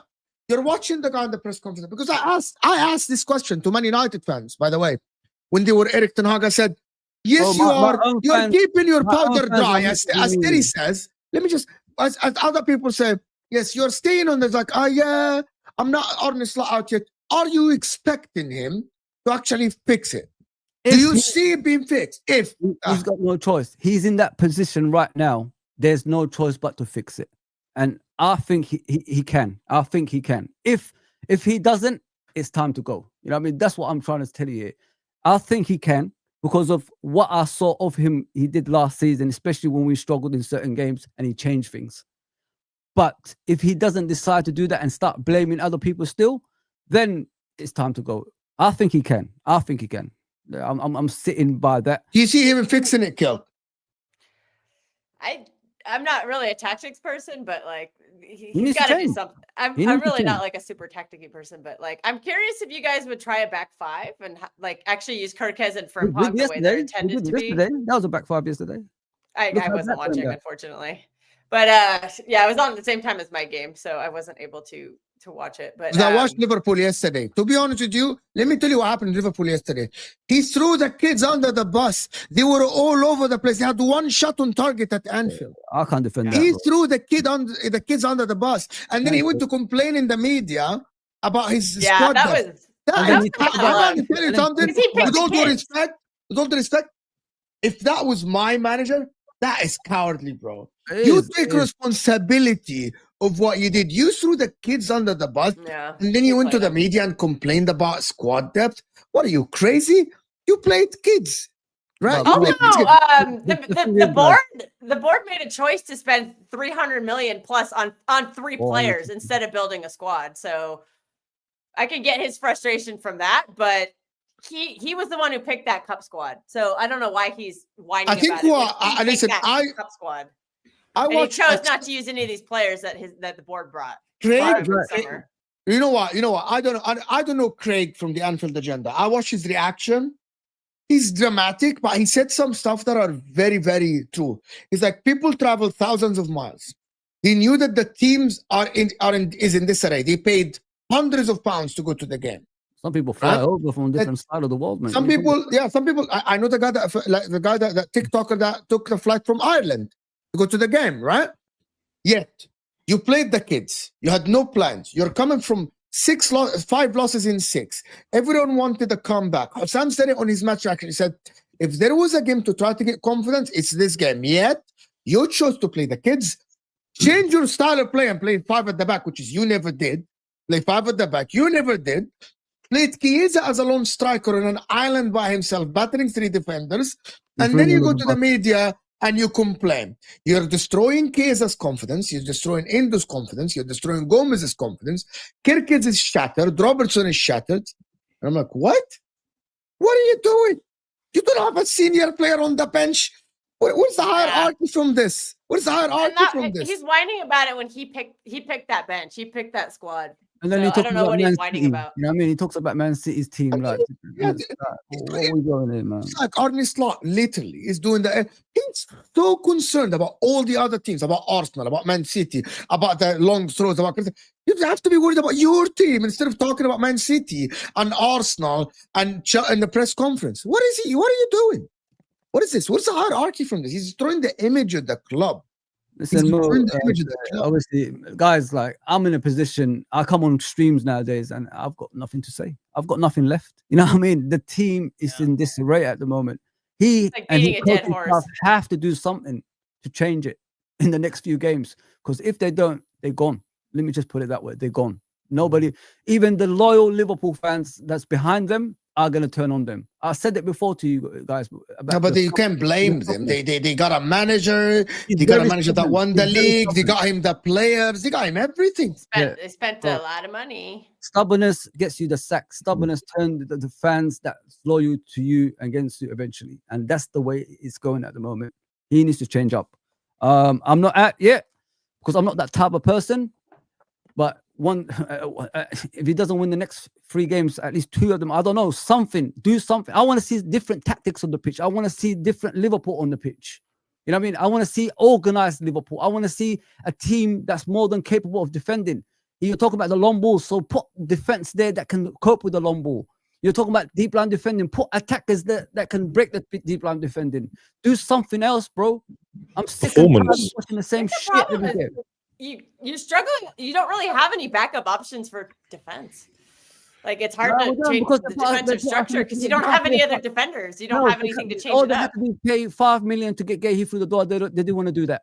You know what I mean? So what? Yeah, but it's a smart business. You remember the conversation, Posey? I know you watched me on Osam the other day. Like before, when he said it's a smart business, you don't pay. Habibi, a month ago you could have paid the extra $5 million and got him over the door.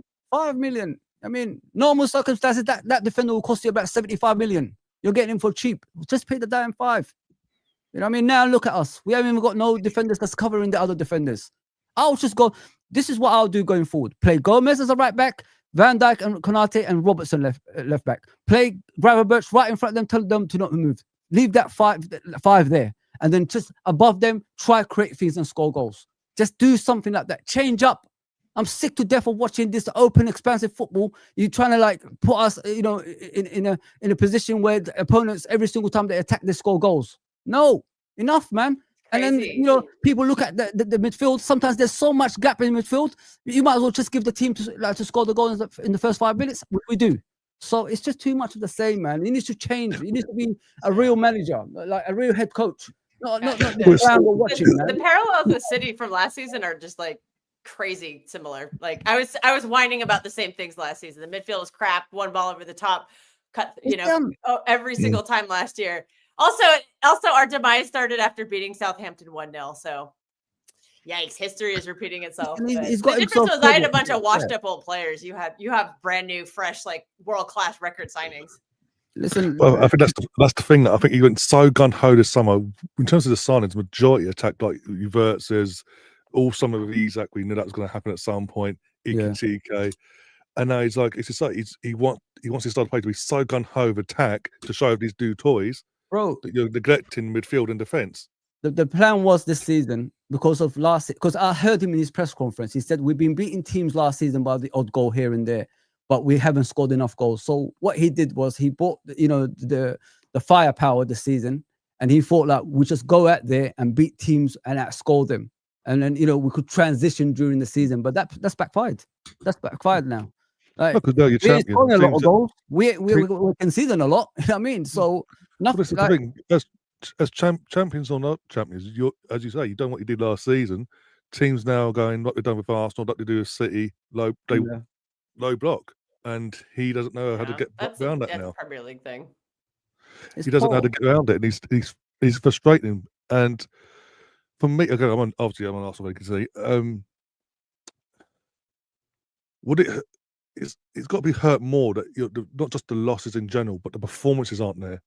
Yeah, in all these games, there's not been a performance where you can go, we've lost. There's a performance there. The players tried, they gave it all and left it on the pitch. Even Man United, I watched that game and I was like, this is a shadow. This doesn't feel like this is Liverpool going against the bitter rivals. It's just like a training session, basically. Bro, the whole game was dead. Even the fan base didn't even cheer anything. It was so dead. Yeah, I've never seen a Man United Liverpool game like that in my life. I mean, I've been watching for a long time. This was one of the worst I've ever seen in my life. Like, how can Man United roll up to your stadium and beat you? And not only that, Harry Maguire have a good game as well as scoring the winning goal. You know what I mean? That's the most embarrassing thing you could ever see. And we're 7th in the league, guys. We're looking up at Man United. Come on, man. He does that a lot for United, though, especially in some of these bigger games. Like Maguire, you're just like, Maguire? What? Like, I think he beat Lyon in the Europa last season. Like, that was Maguire. I think you sort of base it on this season, Man United, the way they've started. That's going into that game. Their form wasn't great either. They'd only won the game previous, and now it's sort of be the platform for United to kick on now. And there's a guy. But the problem, you guys are the problems. I want to go back to Liverpool run. Like, the problem for me is when he complained about the squad. I think that is the full squad. He said the squad, for me. Like, I think the main problem with him is, how do you complain about the squad if your club gave you that much money and they signed you some of the best players out? Also, what the depth of the squad? I've got because I had all games on my screen yesterday. I had no option. Why? Because Arsenal playing, they did all games on one channel. You're on a losing streak. Why are you giving players a night off? That's what he's done. He's gone, well, I'll give him a night off, throw the kids under the bus as it is, give them no experience, no backup plan. If it goes wrong, it goes wrong. How demoralising it is for them kids now. How's that going to affect them going on for their careers, be it at Liverpool or further on? It's ridiculous. Yeah. I also heard rumours at one point, before yesterday's game, he was planning to sack the game off himself and piss off to Dubai. Leave Giovanni and Broncos to run the game. Did he go to? He didn't go to Dubai. That was a rumor. No, he didn't. There's plans. There's rumors he's planning to, but the rumors got out, and that's a rumor. He'll do that during the international break, but why would he do it during the season? That's weird. No, it doesn't make sense. I think that's a lie. There's some weird rumors going around, so don't believe it. So the players are completely out of the blame here. The senior ones, I think, and I'm insisting on this. I think the senior ones need to actually a little bit be blamed. Especially if you are the leader of the team. And I mean the Salahs, the Robertsons, the Van Dijks. These are the leaders of this team. That they need to actually at least lift the squad up a little bit. But it doesn't look like they are. Maybe I'm too harsh on them, right? Maybe I am. But if you're like this, because even last season when Pep was not doing good, right? In that 1 in 12 or whatever, we were looking at Kevin De Bruyne. We were looking at Foden. We were looking at the players that were there. Why you're not performing? think De Bruyne was injured. So, but Yeah, we he were had looking the phantom injury, which like we were looking at the players. Blew We're up not only recently. looking at Pep, and Pep was fucking it up. Pep was playing strange midfield, but we were still blaming Bernardo. there we were were literally no options. Yeah, but we were blaming. So I gotta keep the same energy. Otherwise, we're hypocrites. The senior players need to lift the squad a little bit. It cannot be everyone heads down, right? It cannot be like this. And I think the media. I need you to have the same energy for Salah this season as you did for Foden last season, because Salah player of the saying, he's season been needs to shit. step up. Salah hasn't kicked the He's ball all shit. season. He hasn't kicked the ball all season. Let's just be honest. Salah. Great And goal. it Are has you hurt. watching me Kilcon shows with Hussam fighting and saying that Salah has been shit? He hasn't kicked the He's ball. been I shit. haven't been And watching I'm- a lot of content. And this season. people that keep saying, "Oh, you defend Salah." Salah has been shit. It's shit, and I mean by shit. And Hussam keeps talking about a plan, right, and tactics, right. And for Salah, I disagree with him. Salah receives the ball, face the defender, and fuck it up. Salah Like face the defender, dribble inside Yeah. and shoot. It's in the stands. We're watching. Salah tries to dribble, it's not coming up. Oh, Salah but- tries to pass, okay. it's not coming off. Nope. And don't tell me this is a plan. Yes, he created, and people are, yeah, he created the chance for Isak. Okay, what then? Like, that's it? That's it? Are we only talking about one chance, or are we talking about overall? You know what I mean? Like, what is going on here? He's just the guy I expect to carry the team. 'cause I'm I've not, seen him do by it the for way, 8 years, Katie, and I thought he I'm not was doing this. doing it. I'm not Look, doing you know- this. Everyone had dips. Everyone in Kevin the De history of Bruyne, the Premier sport League GOAT. had dips, right? So we're not I'm not doing revisionism on Mohamed Salah's career, that one season wonder for 8 years. I'm not doing that shit. Like, he's one season wonder, 8 years is crazy. So I'm No, not do you doing know, that. you know what it reminds me from us wonder. this season? When Aubameyang signed his new contract a few years back, we had Aubameyang in form. As soon as he signed his new contract, shadow of himself, never the same. And then started being an absolute good for knobhead Marseille. on scenes and all. It's so hard. It's so accused to actually have that. Hold on, Kel. I've seen it with Ozil, got his pay rise, laid back, and I've seen it. Salah and Aubameyang are Similar- the same similar, place, really. If you're saying that Salah and Aubameyang are the same, I No, disagree with you. literally, before Aubameyang got that new contract, from an Arsenal point of view, he was our stand-up player. He was not just obviously he was a captain, but he was getting the goals for us. He was our standout, like Salah was last year. Yeah. And he got his new contract. The second he got his new contract, Yeah, but I would tell you that the reason why I would tell you you're wrong. You've not seen him on the pitch. The reason why I would tell you you're wrong, Ryan, because that is not Salah's first 2-year contract. He literally just got a contract before this Second, he's contract. at the end of his career. It's the last big deal. What do you last mean? But big he deal. was 31 when he got the last contract as well. Yeah, He wasn't like 26. He isn't gonna. I'm saying the contract he's just signed this summer, back at the end of last season. That's going to be effectively his last big deal, unless he goes to Saudi. It's not his last big deal. He's gonna go to Saudi and make way more than this. More money than Liverpool. You know what I mean? It's not his last big But deal. yeah, It's not. Aubameyang, Salah, now. And also, what are you suggesting? That Salah took the money and just go out partying and buying cars? Salah's a family man. He has two kids and a wife. Like, he's not doing that. He feels safe. He doesn't have to. He feels like he doesn't have to do much now because he's got that security. Of 2 years No, old. I'm gonna disagree with this because I actually think that Salah is working hard, but he's not working smart. Actually, Salah this season is actually running and working harder than last season. Last season he was working smarter, and it was coming off for him. I actually think that it's not about the work ethics. It's not about the running. It's about the Tactics. I don't know what happened to him. Maybe what I'm putting it down for is maybe this is the year that your joints and muscles are giving up on the same things, which is what Jamie Carragher spoke about. Kevin De Bruyne even spoke about this. Kevin De Bruyne spoke about this. He's like all the big players spoke about. There is 1 year that we felt we cannot pass the same pass. We cannot do the same runs. We cannot do the same turns. A lot of big players spoke about this. I think that's Maybe harsh. this is the year. It happens. I think it's harsh, man. Because How is it harsh? It's not just time him. comes for It's not everyone, just him that's though. playing You can't badly. escape it. You can't outrun it.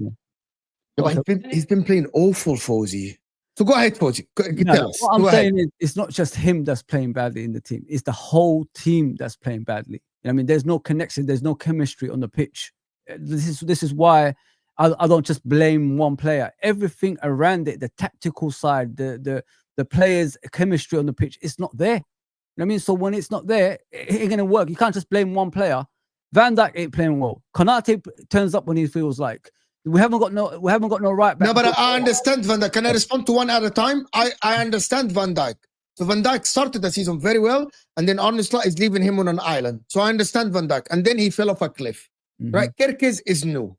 McAllister didn't have he was injured in the summer, and then maybe a lot of stuff, issues, and he's getting exposed. Yeah. Salah had no excuse. Off in the summer, great vacation, no injury, pre-season, everything is there for him.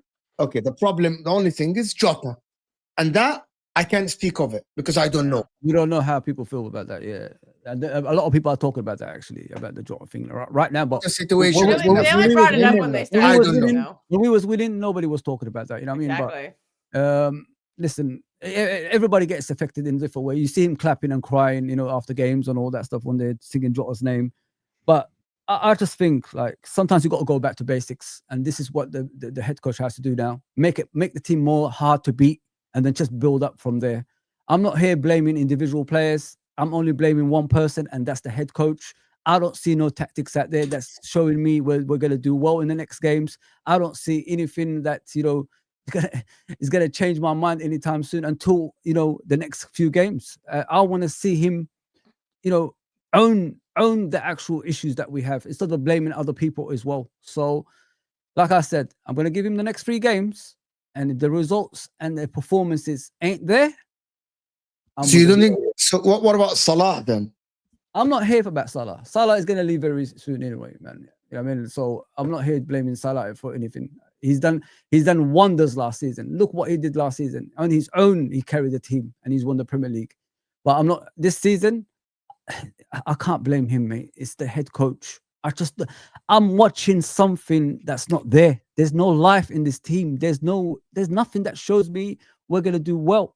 So nobody has to change. We're 5-5 mentality monsters, champions. Sometimes you got to take players off the team. Maybe Salah can be benched and Chiesa can play on the right. Have we ever thought of something like that? I actually think that maybe you should do that. To be honest with you, angry Salah is always, you know, a reaction. Salah, he will start scoring goals again. I've seen Klopp do that to him before when he wasn't doing well. Put him on the bench, comes back and scores a hat trick. Maybe that's what we need to do. But Klopp knew how to manage. That's what I told him. Maybe Slot doesn't know how to do that.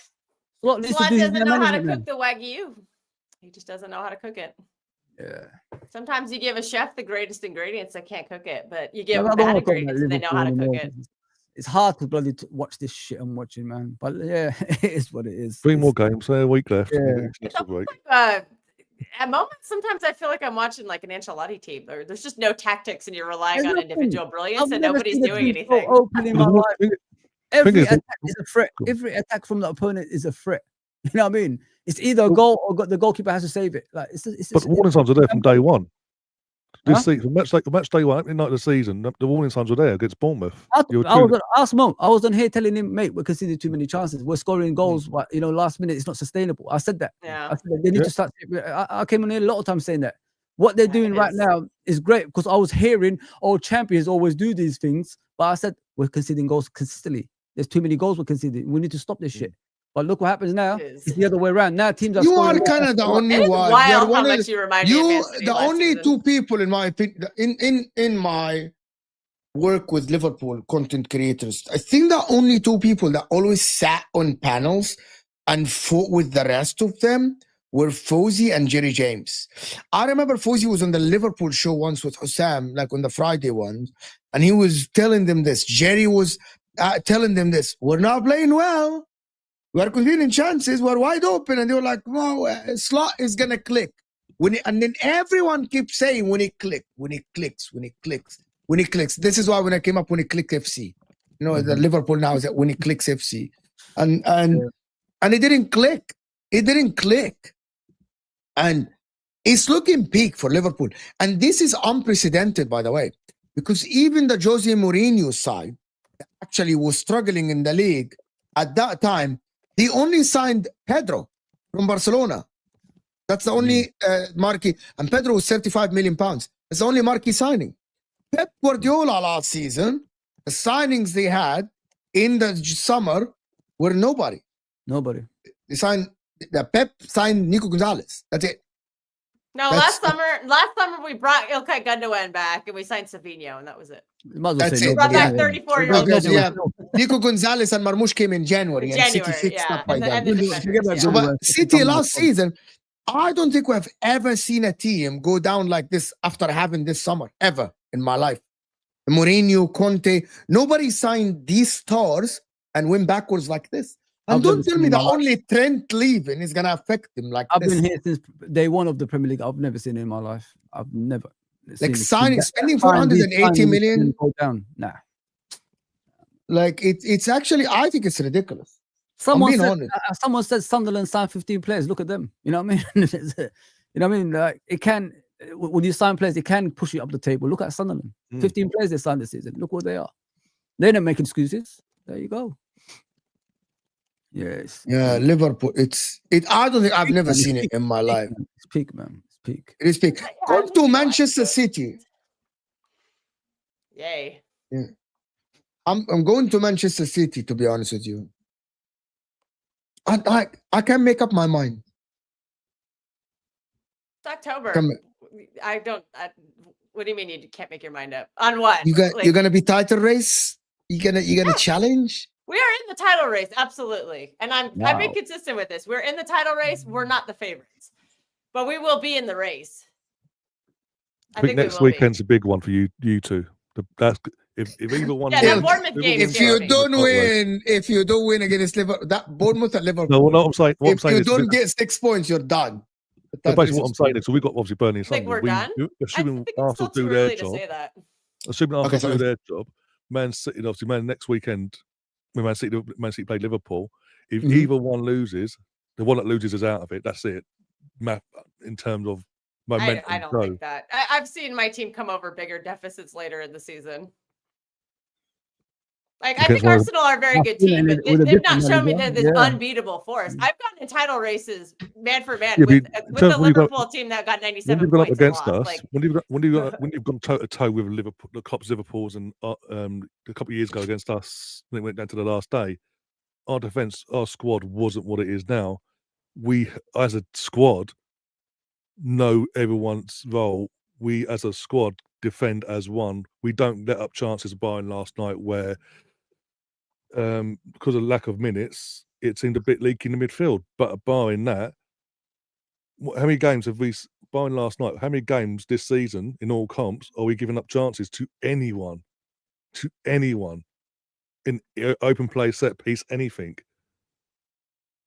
yeah, I know. I That's the problem respect for you Arsenal. guys. I think they have a very good defense. It's one of the best defenses I think I've ever seen in my life. But I just personally don't trust Arteta, and I don't trust Arsenal's. I don't think they attack enough. They're winning games right now, but Well, the thing is, this is another thing. The reason why we're City not showed that attacking if you enough. shut down your set pieces, you're going to struggle. So We say we scored from it in playing, by the way, but 5 goals in the 9 reason why we games. don't attack enough is because City came to us in a low block. Teams that are going, we'd rather lose or lose by 1 or 2 goals or a draw instead of going, because we've seen 2 teams this season have gone, fuck it, let's go toe to toe.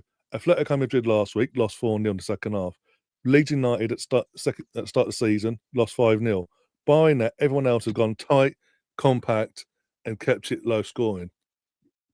If they do that, That's a way to beat Arsenal. The thing I'll is, just say this. I think I have the best manager in the sport right now. Yeah. I think I've got players coming back from injury. The defense I ask you has improved something then? dramatically. The Yes, you defense do and have. also Donnarumma, big factor. You have the best manager. It's gonna sound mad. Currently, you look at Pep Guardiola and the methods and how he plays, and you think, I'm not saying that Slot or Arteta or this guy is better than him.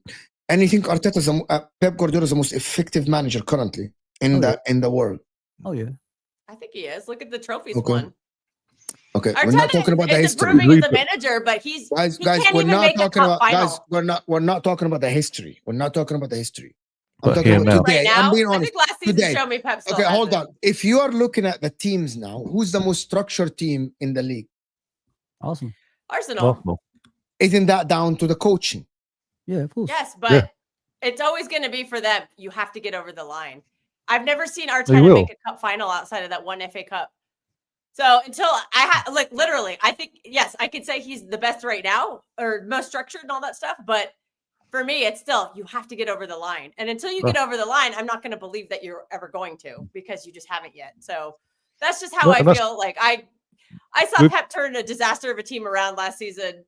Granted, needed a few new signings or whatever, but our form is getting better. I know we're reliant on Erling Haaland right now, but we have pieces coming back into the team now. But we have the pieces. The reason why we've been so reliant on Erling Haaland is the pieces were not available. They're coming back now. So I think the burden will be spread out a little more evenly. And at the end of the day, the system is finally designed to suit the best striker in the world. And who do you want shooting the ball? Do you want Erling Haaland shooting the ball, or do you want Savinho shooting the ball, or do you want Nico Gonzalez shooting the ball? No, you want Erling Haaland shooting the ball. So.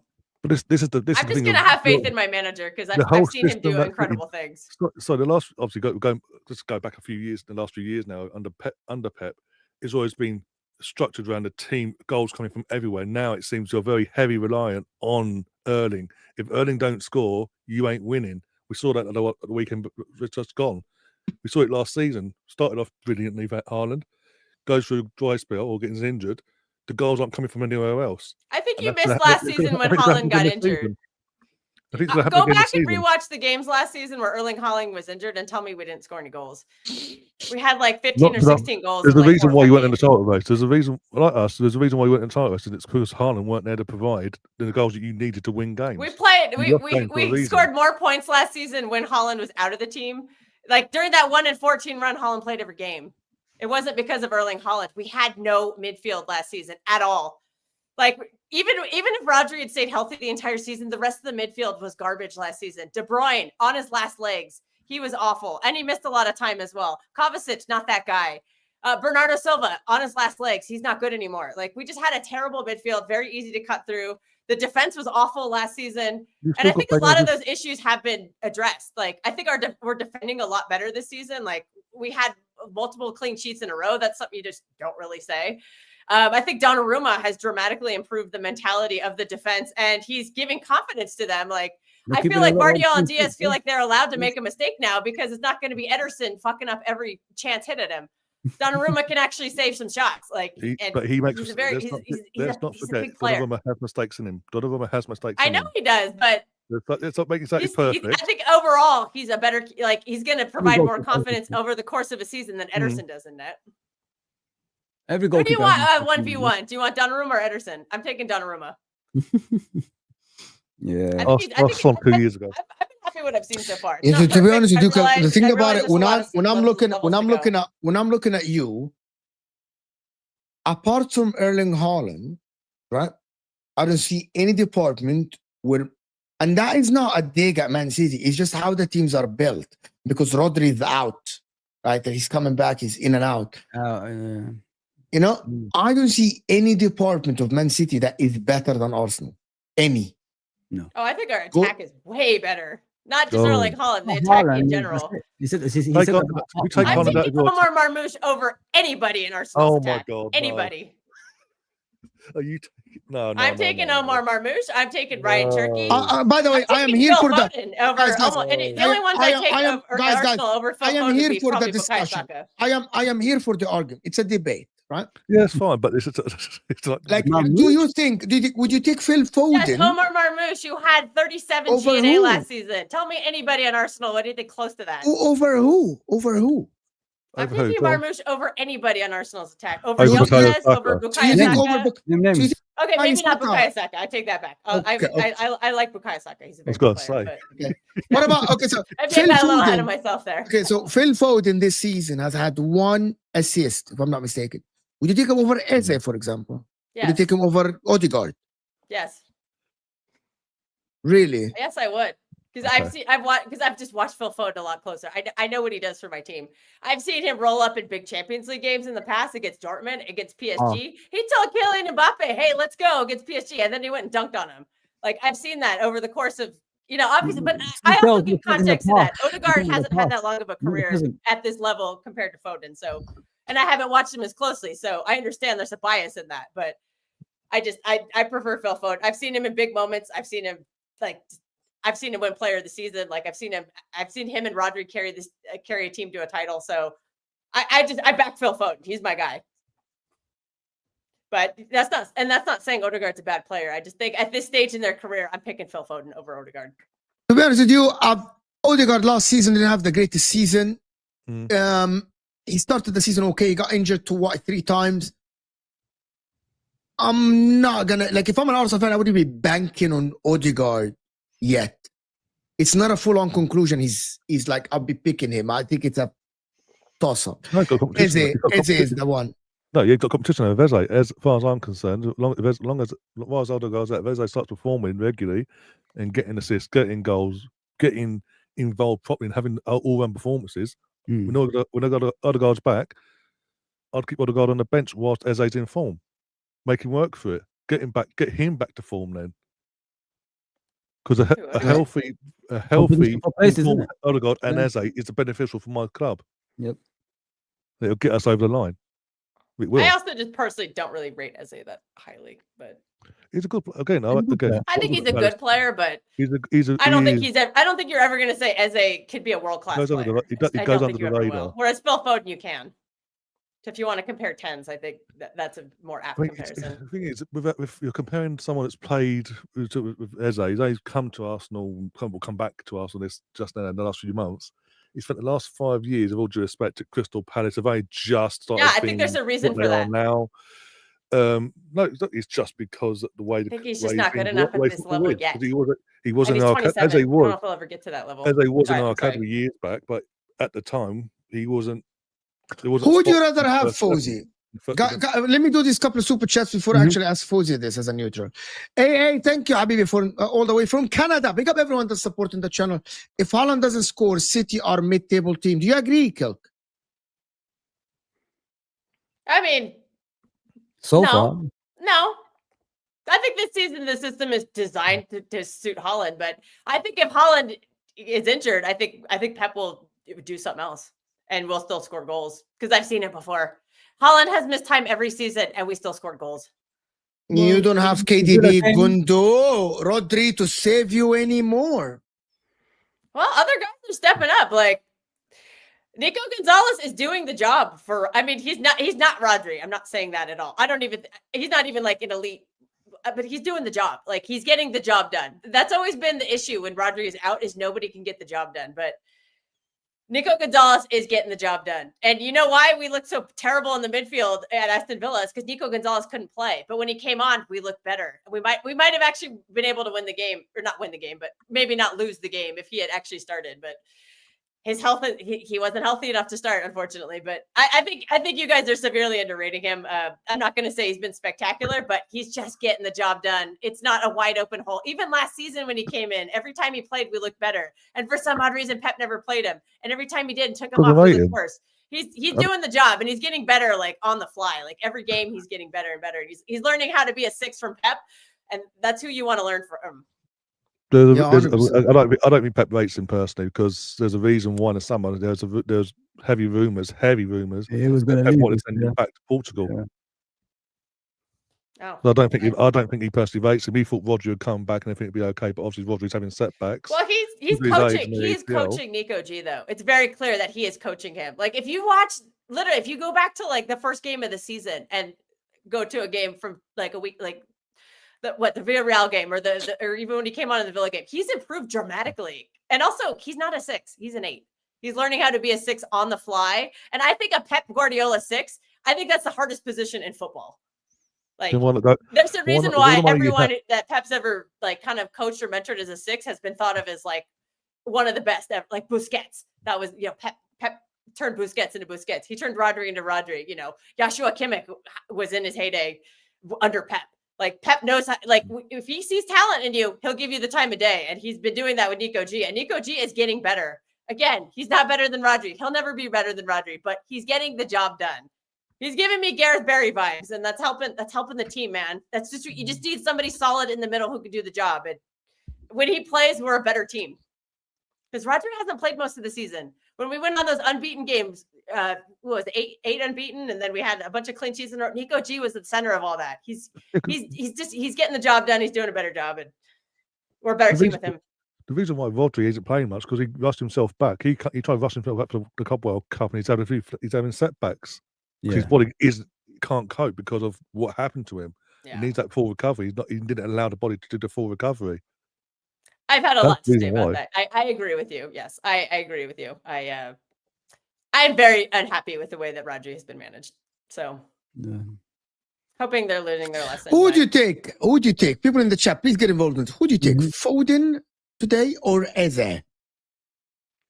What would I'm them going to two? be biased to say Eze, so You're an Arsenal fan. That's why I didn't ask Obviously, you. And that's what I'm Kelk is a really City fan. That's why I didn't ask her. I think I'm Foden. really biased to say Foden that, so, Foden yeah, is sorry. an established player in the Premier League, isn't it? He's Mm. got more to his game than Eze, in my opinion. But yeah, I'll take Foden over Eze, 100%. Because he not only offers me creativity, he also offers me goals, position, everything like that. And you know, he runs with the ball at the same time as well, causes problems. But I haven't watched him enough, like since the beginning of the season. I don't know if he dropped off recently, but yeah, I'll take Foden all day long over Eze, 100%. He's playing well this season. I know it's not showing up as GNA, but he's creating chances and He's playing very well. He's been part of the He's team. improved One of the guys. that. He's one of the guys, Yeah. Kelk. As I always said, he's one of the guys. He's one of the boys. He's not outstanding. He's He's won not. the player of the season. He's not above. That's my problem with Foden is that we put him on a pedestal. You Yeah. guys did, and I did, and everyone did because he won player of the season. Same as when we talk about Saka, you cannot be just one of the guys anymore. If you're one of the guys, you are underperforming. Same as Salah, same as McAllister, by the way. If Yeah. Liverpool were talking about McAllister being amazing, you gotta outperform the rest and the people around you. Right? Yeah, but Phil thing is Foden, what- the thing with Eze I as well, watched one game. Kelk, you came for the football terrace and you told me to apologize to Phil Foden because of that one game. He was amazing, right? Since then, he had zero GA. Zero. he's still Zero. creating chances though. Zero. But Yeah. Zero. GA. I would choose. I joined the football terrace and Mhm. there's 5 City fans and I'm Mhm. Mo. Apologize to Phil Foden. I'm like, okay, under pressure. Okay, he played good. He looked good and everything. And then since then, he's been like, I get it. Listen, I watch City and people know that I watch every game.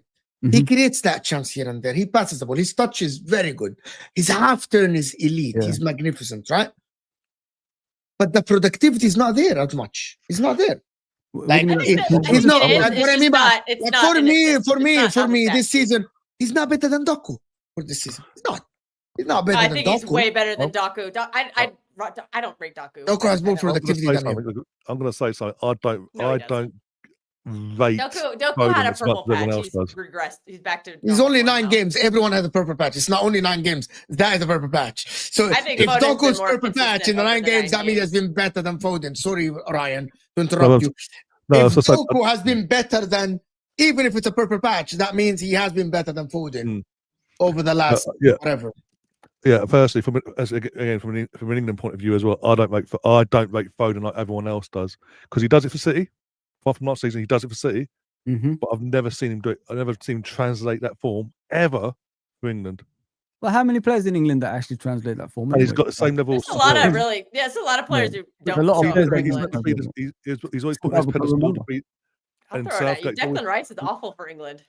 There's a lot of players that don't perform for England for years. From an attacking point of view, when he's putting his Yeah, pedestal- England are a mess. When- They should. when that- Foden's putting his they pedestal need a on the better media, manager, man. Because when they're. Foden's putting his pedestal on All the right. media, like he's the next best thing. He's better than Gaza, this, that, and the other. No, that's too much. That I mean, I get that. I agree with that. It's way too much. it's too much. I expect to see You ever watch something. Gaza? At Don't some talk point. about it. Never see anything from him individually. I've seen others come on. Well, and give us something. I mean, Lewis Skelly's only been in the English squad not even a year, in a different position, but he's given something. We're not comparing Lewis Okay. Kelly to Phil Foden. No, but no, we're not doing that. I've seen Yeah, but players it's- with less pressure go from one team from club football to international, and they're giving something. Eze's giving something. Ryan, Jack Grealish- the thing Jack is, Grealish- what- Jack Grealish- Who said? Jack Who Grealish- said? Yeah. Who City- said Declan Rice is? Jack Grealish, gave something to England before he went to City, and his confidence went. Yeah. And we're now seeing Jack Grealish come back up again because Yeah. he's been allowed to play to his strengths. Yeah. Don't forget, right? You know, like international football is different to club Mm. football. They play different kind of formations. Like he's not playing the same formation that he plays at City, so it's always going to be difficult for him. Yeah, there's context integrate to that. this. Like under Yeah, Southgate, so Rice and not has been only awful. that, you know, England talking played about the Euros. Harry Kane. They don't play to Phil Foden. So, I mean, No, they played a Jude Bellingham. didn't- and I you're didn't trying to hear. play hero ball We with used Jude to. Bellingham. Tuchel's done with that So now. anybody He's that got said already. that Declan Rice has been bad for England I think he looked awful in the Nah, Euros. nah. I over the thought he last was terrible. 4 I years. thought Foden was terrible in the Euros. I thought like The their best player is Mark last- Gahey. Kel- I thought over Jude the was last- fucking terrible for Dangerous England in the Euros. Dangerous Trent ground. looks Kel- terrible. Kel- Like Kel, Everyone looks terrible. Over the last Not 4 Man years- City, they look terrible. over the last 4 years, guys, Declan Rice has I'm been a the most consistent England player. Him and I know. probably Bukayo Saka. Like he's been the most yeah, but consistent. Saka and player. Harry Kane have been the best two players for England. Like I'm a neutral. I don't like England, so I'm giving you my takes. Like right, when I yeah. watched the I Euros like the last Messi year, one. that was my takeaway. Now we know the reason for that. Jeriak, thank you so much. Foden over Eze. I don't like both clubs, but football win. I know you. Oh. I know. And also, What do you mean? someone said earlier about obviously Eze, there's a reason why he's been playing for 5 years at Palace. At least say same level, same time frame. He's gone to Bayern Munich, and he's one of their best players now because he took that step He's up. also a lot younger too. So it's still. You're saying earlier there's a reason why he's there. There's a reason why Yeah, Elise was there. Yeah, they recognized Elise when he was what 22 and he left. Why was Eze at Crystal Palace until he's 27? Because his only If he option was was that Tottenham. good, somebody would have poached him at 24, His only 25, option. 23. His only option because obviously City had players in his position anyway. They're never going to be City. Mm-hmm. Doesn't fit Klopp, Because he's not But good enough for Liverpool- City. and we weren't. I'm not saying he's not But good enough for Matthias City, Nunes but is he good has enough. players. So you're telling me that Matthias Nunes is good. No, so Matthias I don't Nunes think that played Matthias for This is my Nunes is Wolves. good point. enough This is my So point. Matthias Nunes that played for Wolves is better No, than I don't Eze rate that played Nunes. for Crystal Palace. But Matthias Nunes is good for City. Lucas Paqueta, who played for West Ham, that almost get relegated every season, is better than Eze. And he's not good for City. But Lucas Paqueta, There's a you were- reason like Paquetá Man has City the were word either. drooling over Paqueta before his thing. Like, The reason are we like what are we talking about? He's not good for City. I Eze, don't the rate reason Eze why was Matthias Nunes. definitely good for City. I The don't reason rate why Matthias Paqueta Nunes hasn't either. left West- So the reason why Paqueta hasn't left West Ham because what he was dealing with behind the scenes in terms of his charges he had against him, and then at the last minute, Pep's gone. I've got someone else. Yeah, now, but Kilt, so, you gotta right. understand one thing, and I hear what you're saying. That thing about not good for City, but that is the old City, the Lorisani City, the Haaland, Kevin De Bruyne, Rodri, the old Bernardo, the old City. Yes, I mean, Izzy would not get in that team. You know, the triple season, he would not get there. But this City with Nico He'd be a Gonzalez rotation and player off the bench. like with Reinders, who's better at the number 8, Reinders or Eze? Okay, here we go. Reinders is 8? 27. As an 8? Yeah. As a, Well, okay, I've you have only a seen di- Eze play really both- mostly as a 10, so I would have Okay, to there is say no Reinders 10. in that. There is no. But that's okay. I just haven't seen enough of as an 8. There is no 10s in the world now. There is a DM. There's only Palmer as a 10 or Billingham or something. There is a DM, huh?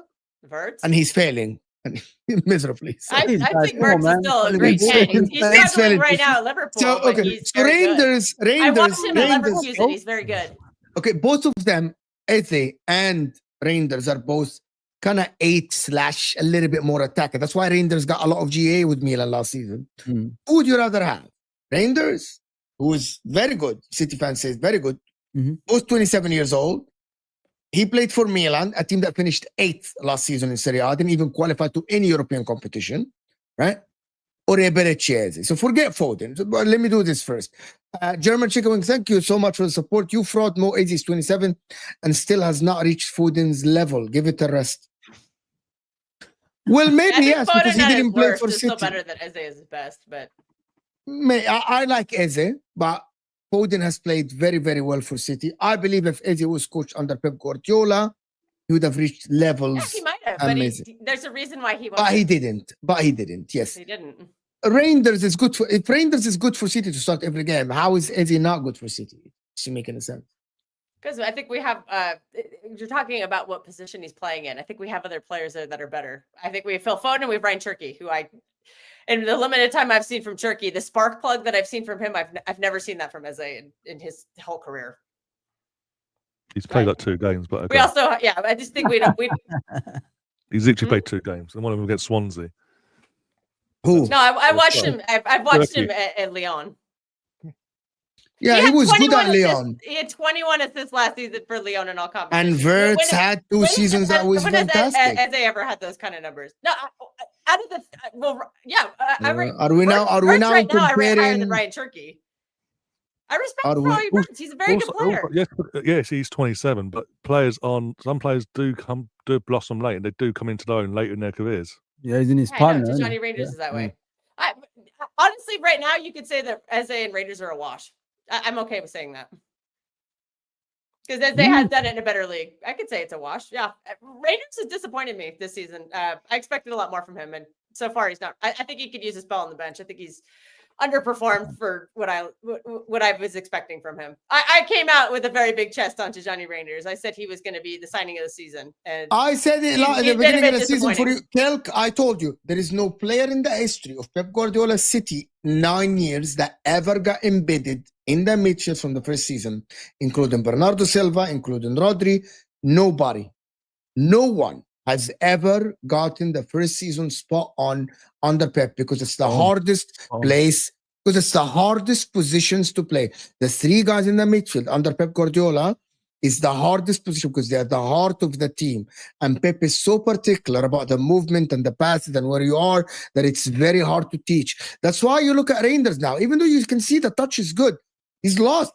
He's like that. Yeah. It's hard for him. You know what I mean? It's hard for him. He's not doing enough on defense. Also, like he needs to be tracking back better. His dual numbers are abysmal. Like I said, I've been disappointed, but there are signs that are there, and I just have to hope he can get it. I think together. he's gonna be very good for you. I just think that Pep is gonna leave before he's very good. Yes. That's the thing, to be honest with you. Yeah, I think we'll Pep is see. gonna leave before he is good. But I think he might thrive under the next manager. I don't know. But listen, I want to thank everyone that joined us. Guys, we have over 400 votes and only 340 likes. We need the last 50 likes to reach 400 likes live, guys. Hit that like button. And if you're new here, subscribe. I'm very close to 46,000 people. Very, Through this. very close, people, to 46,000. So get me there, people. Hit that like button. LFC Red forever is in the description. That's Foozy.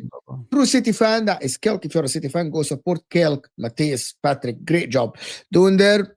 Mr. Arsenal podcast, Ryan's channel. I'll put it in the description as well since he joined us. You know what I mean? So Mr. Arsenal podcast is in the description as well. So go and support all. Don couldn't join us. He got busy. And Actually, when Chelsea lose, Don, you know when the they team, perform, yeah. they lost to Sunderland, so he's He'd only come on top God. back midfield anyway, so. No, yeah. I will see you guys later on MHF when we're going to actually discover when is Hussam slot out. It's at 8 p.m. UK time. But for now, this will take you to Football Terrace, and we're out of here.